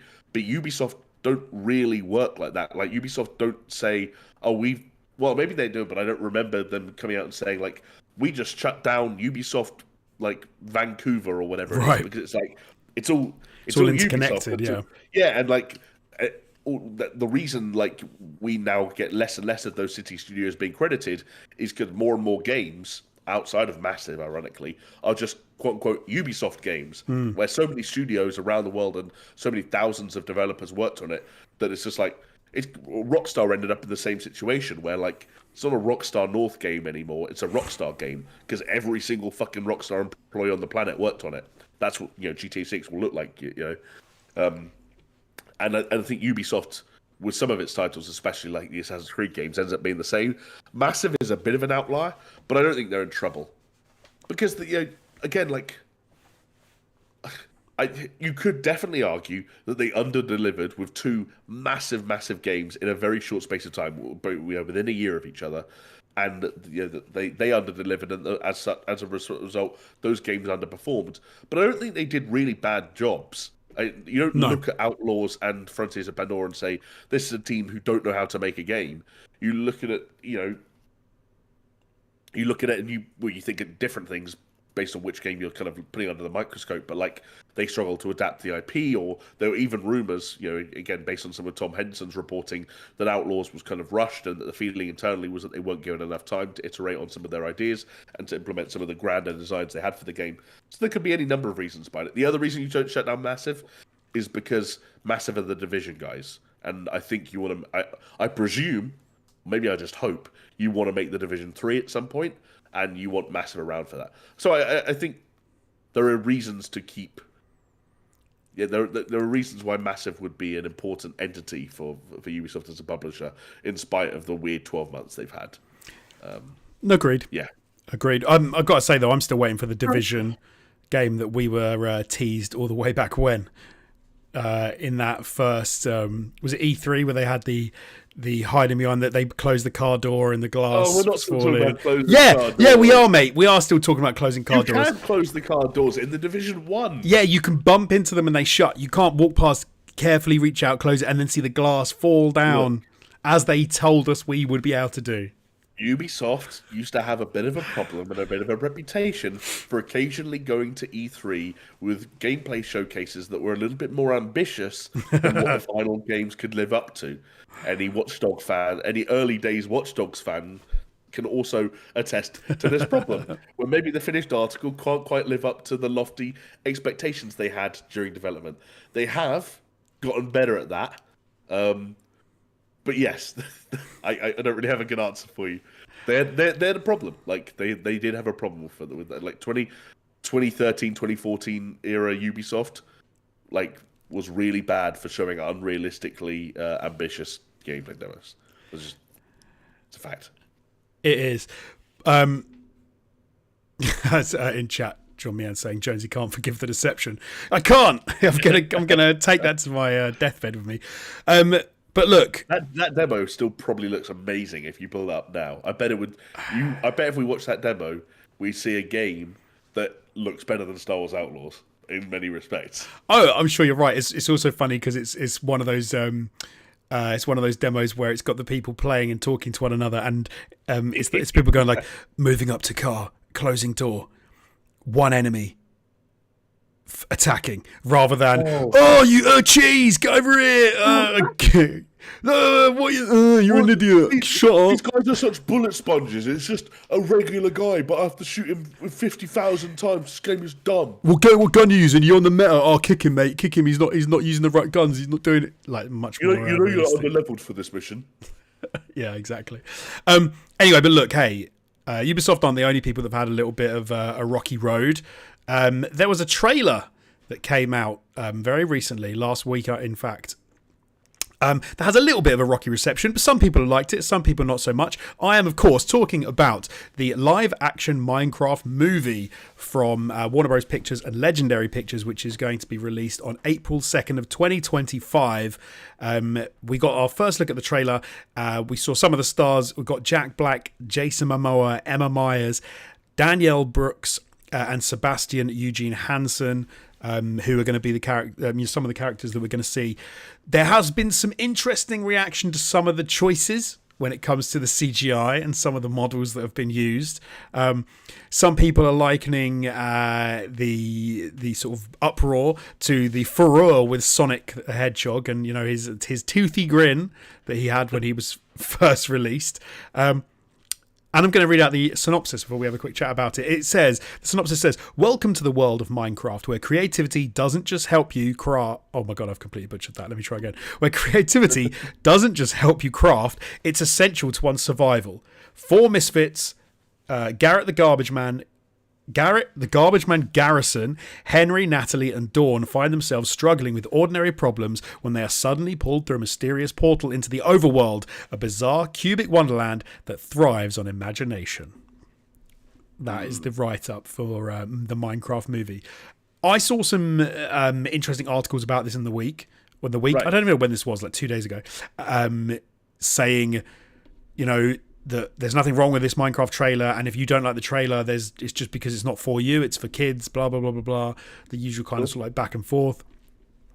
You've seen the trailer, you've played Minecraft. You're not a kid. What are your thoughts? I think it's a bit of a cop-out excuse. Say it's not for you, it's for kids, because it's just we live in an era where the best films for kids can also be for adults. Like Pixar set that level decades ago, by making films that could be universally enjoyed by audiences of all ages. Sonic films solid. Mario was solid. Yeah, absolutely. I very much like the Super Mario Brothers movie. I watched it a couple of times now, and I'm a bit behind on Sonic, but I did watch the trailer for Sonic the Hedgehog 3, and I was like, this looks fun. Oh, I can see myself carving out some time for this. So I think that's a bit of a cop-out answer. There's absolutely a way of appealing to audiences of multiple generations at once, regardless of familiarity with the source material. As for whether or not the Minecraft movie will do so, I do not know. For my money, it didn't make a great first impression. I don't envy the visual effects teams that are given the task of adapting video games like Minecraft to the medium of film, because there's so many different ways of approaching it. And when you're told hey, this needs to be kind of like a live action crossover film because we need to put Jack Black and Jason Momoa in it to make some money back, you're like, oh my God, what do I do? And that question gets answered relatively early on in this trailer when you see the sheep, and you're like, oh, okay. That's what they're doing. Everything is still boxy and cubic, like you mentioned, but there's an unreal realism to it as well. Where you're like, it's very hard to describe. And yeah, I don't know how I feel about it. I will just say though that I have greater concerns for the film itself than I do for the visual style or the visual language being implemented. Just the little hints we got of the sort of this film's sense of humor didn't move me particularly. There's nothing about the cast that I find particularly inspiring, and also just like it seems like a small, almost irrelevant footnote, but it's being directed by Jared Hess, who did Napoleon Dynamite and Nacho Libre, and like Napoleon Dynamite is one of the weirdest and wackiest comedies that I could in some cases still quote accidentally to this day. I'd love a little bit more of that kind of chaotic, almost surrealist quality to a film like this, but that seems to be maybe going a little bit more straight and narrow than that, and that's I can see why. I feel like you're better positioned. You've got kids. You probably are dragged into far more cinema screenings than I am for these kinds of films. I feel like you're better positioned to judge what they're going for here and how successful they've been. Well, see, I don't know necessarily that I am. Like, they say that, as we said at the start, some people have said, still, it's not for you, it's for the kids. We've been playing Minecraft for 15 years at this point? I can't even think when it first came out. Like, maybe even longer. When that game was on early access and you could, pick it up, which I think we probably both played it around that time. Like, I know I started playing it way back when. It has become something very different. Like, Minecraft is still played in my house easily a few times a week. With different mods and all sort of stuff. It is a very different beast to what it was back in the day. Like, rarely are my kids ever playing Minecraft and just doing, making sticks and then making a fire and trying to survive. Like, they're playing mod after mod after mod of all different weird stuff that have been implemented into that game, in the last number of years. Then you also get like the fact that Gen Alpha are psychos. Which both my kids are, and the random stuff that they watch on YouTube. Like, I've sat through hours and hours of YouTube-made Minecraft movies of people that people have done themselves, where there will be a little Minecraft character and there will be a camera, aiming at this person, and they can't talk, so they just kind of like nod and stand up, and then some YouTuber's done a voiceover for it, and the story will be completely random. Like, it will be completely fabricated, completely made up story, and then they just use the Minecraft world to act it out. So it's not like they are so down with like this aesthetic when it comes to Minecraft. And actually, when I saw this trailer, I thought it was not that for the kids. Like, I didn't see any of that weirdness. I saw weirdness. I didn't see any of that weirdness that I see day in, day out in my own house for Minecraft. They are on such a different level when it comes to Minecraft surrealism. I thought this was... I thought it looked quite fun, but then as soon as I realised it was another one of these unlikely cast of people get dragged into a video game world together, I was like, how? Jumanji. Yes, or like, obviously going back to like the days of Tron, which is the very first thing that I saw that ever had that. Yeah, of course. Yeah. But we've had so many films that have kind of used that way of doing things up to this point. I don't know. I just thought that was a little bit lazy, and I thought my kids aren't going to know who Jason Momoa is. They're not going to know who Jack Black is. They won't care. They just enjoy weird shite and wackiness, and they like Minecraft.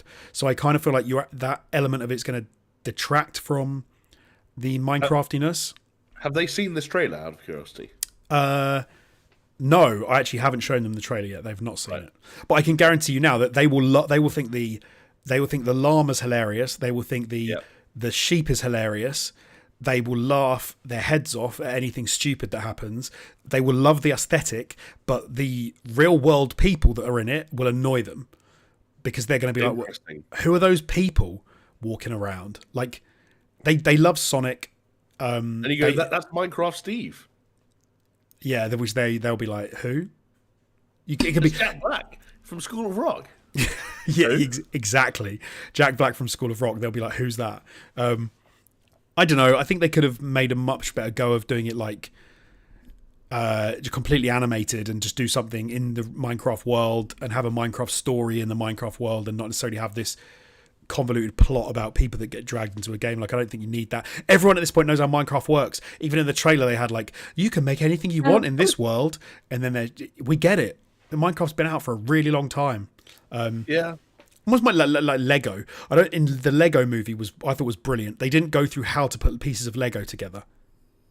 You're right. The Lego is almost like the perfect perfectly analogous to what the Minecraft movie was working with. So even when you talk about like the Super Mario Brothers movie, you know, like, hey, Mario and Luigi are the good guys. They're gonna end up in this place called the Mushroom Kingdom. They're going to try and save someone. There's going to be a Princess Peach. There's going to be a bad guy called Bowser. Like a lot of the key like playing cards are on the table, right? Whereas with Minecraft, you're like, it's a like a completely randomized universe where everything's made up of cubes and anything can happen within it, and you can make anything using, you know, and you're like, what's the story? And you know, that's not the point. But the way that Lego was able to craft a story and come up with a unique approach to animation, where like actually we're gonna like do something like, again, it wasn't like totally unheard of at the time, but it was a beautiful looking film. And then also not to like the twist with Lego was how they again kind of like did some fun twists using live action elements and stuff like that. And had a great cast that they didn't need to be front and center. Like they could have Chris Pratt and Will Ferrell. It's like, no, you don't necessarily need to see their faces.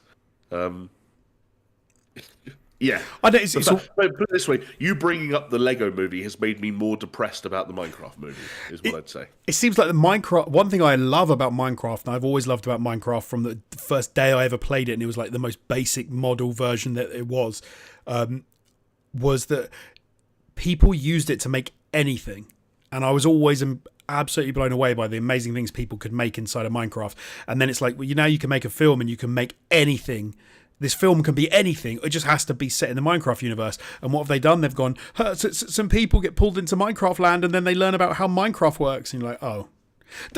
I'm absolutely willing to be completely wrong and for the film and the story to be incredible. And maybe that what they've shown in the trailer just isn't a good example of what you're actually going to see in the film. But I don't know. They're going to come through the portal. They're going to be in Minecraft land. They're going to run into the what are they called? Pigmen? Piglins. The piglins that like I think it's piglins. One of them will go missing or be captured or something like that, and the remaining people will have to kind of like learn the rules of the world, in order to fight back against the piglins and save the one who got captured.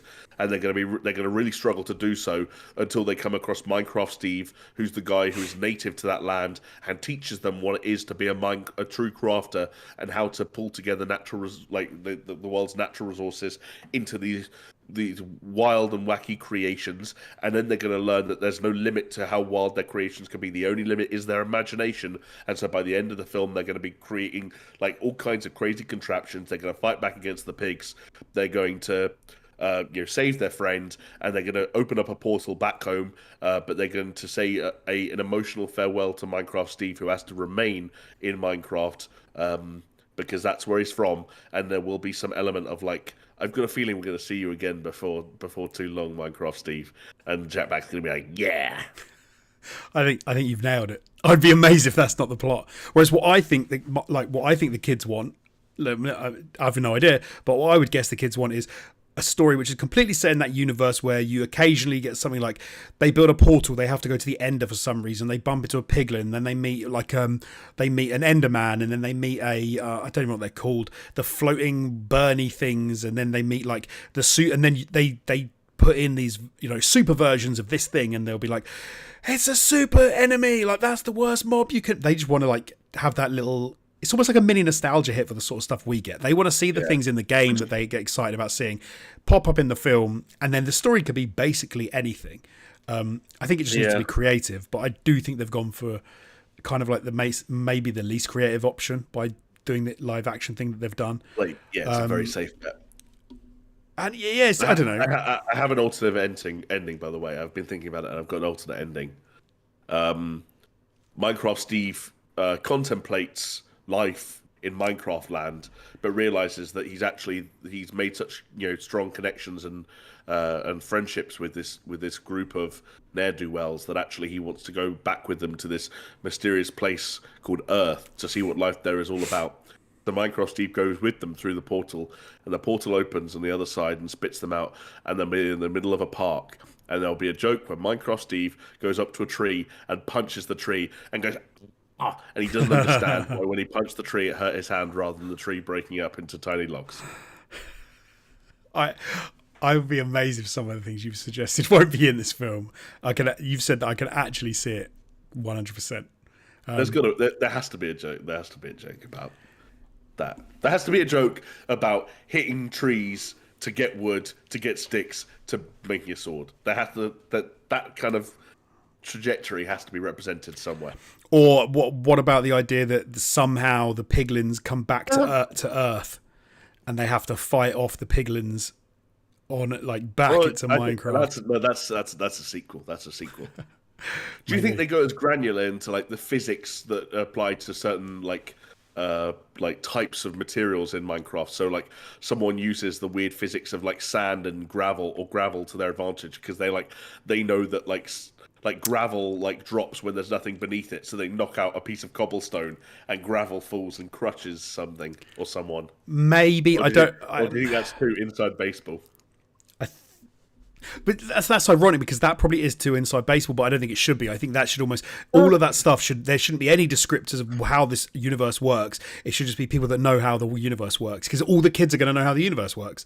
To describe that stuff is almost to protect, to say to yourself, oh, we've got an audience who aren't quite sure what they're going to be looking at. No, you should go in thinking it's a film about football, and you don't need to tell people the rules of football. Because people already know the rules of football. The kids who are going to see this, if it is for the kids, they know more about Minecraft than the director and the writers know about Minecraft. That is true. So as soon as you start telling people, this is how you do this is how you make this is how you get... no, any of those scenes shouldn't even be in this film. Yeah, you're probably right.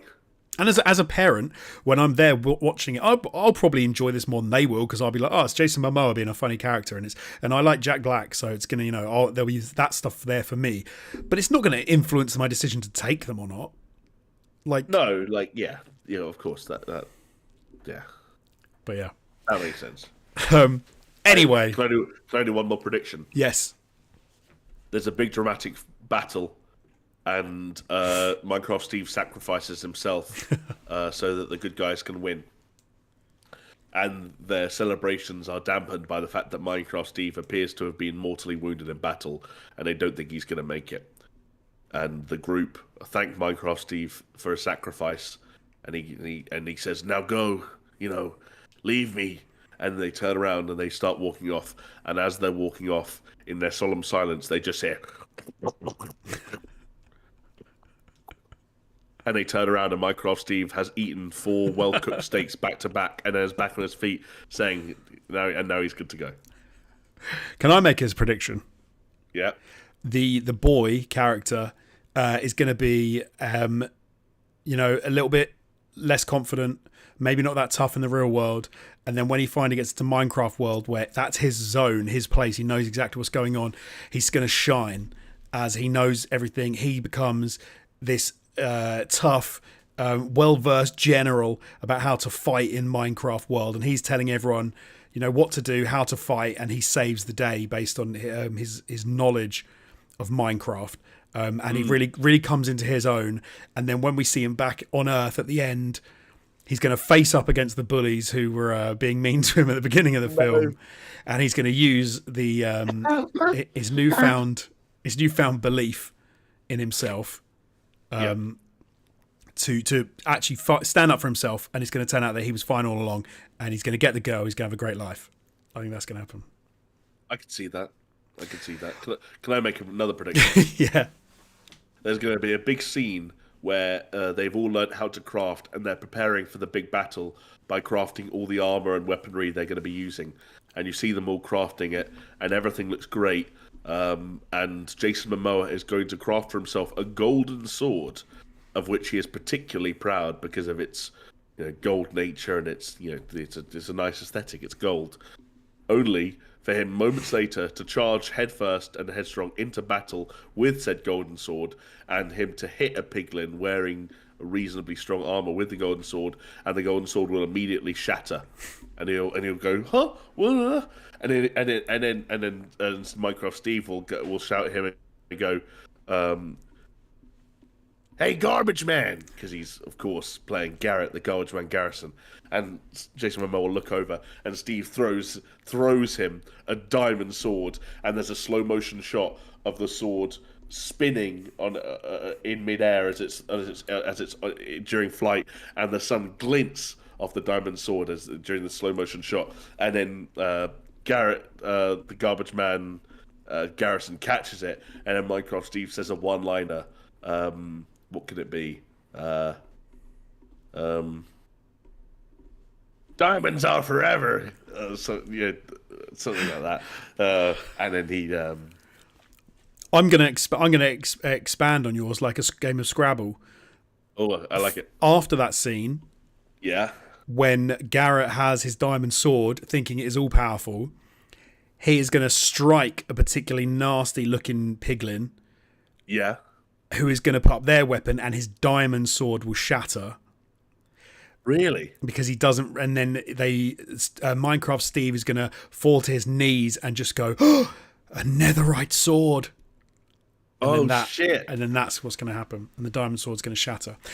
Rodrigo in chat also said that he predicts a Herobrine appearance. I thought Herobrine might be in it, but then I was like, I don't think they will do the Herobrine thing. But I think if they do the Herobrine thing, there'll be a Scooby-Doo-esque moment where Herobrine is demasked, and it turns out to be like something crap.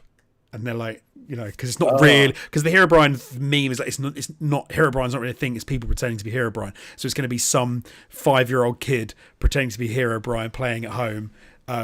Is it a bit like when Rockstar actually put Bigfoot into GTA 5, but it was just a man in a Bigfoot outfit? Yes, yeah, I reckon like that.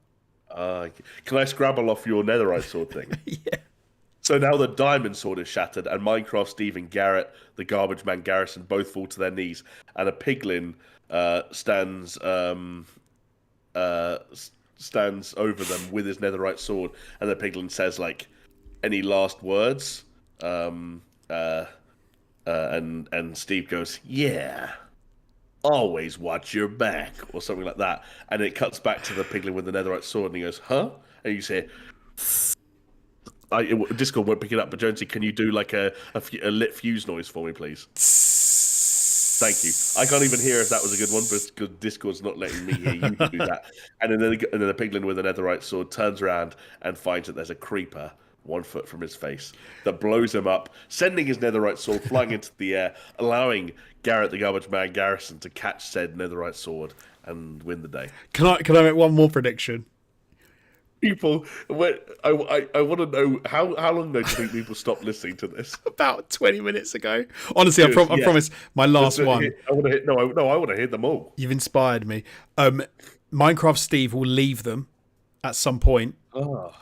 They will be like sad. They will end up being in an unwinnable situation. They're definitely done for this time. They're all buggered. They don't know what's going to happen. And then, right as they get to the point where it's all over, it's all done. There's nothing they can do. Minecraft Steve will ride in on the Ender Dragon and will just take out the whole swaths of the Piglin army, just like fire everywhere. You're right. I completely forgot about the dragon as well. I think you're spot on. Like Gandalf the White returning. Yeah, with all the troops. I think that's what happened. Potentially, one of these things will happen. Not that will happen. All of these predictions we've made very well may occur in the end of the Minecraft movie. I think we should note them down and then see how many we get right. We need to come back to this podcast when the Minecraft movie comes out to see, one, how many were right, and two, how much better the film would be if we were involved in the writing process. Yes. But hey, look, we're not going to give you any more predictions. I apologise for that dragging on for so long. I don't know how long we've been talking about that.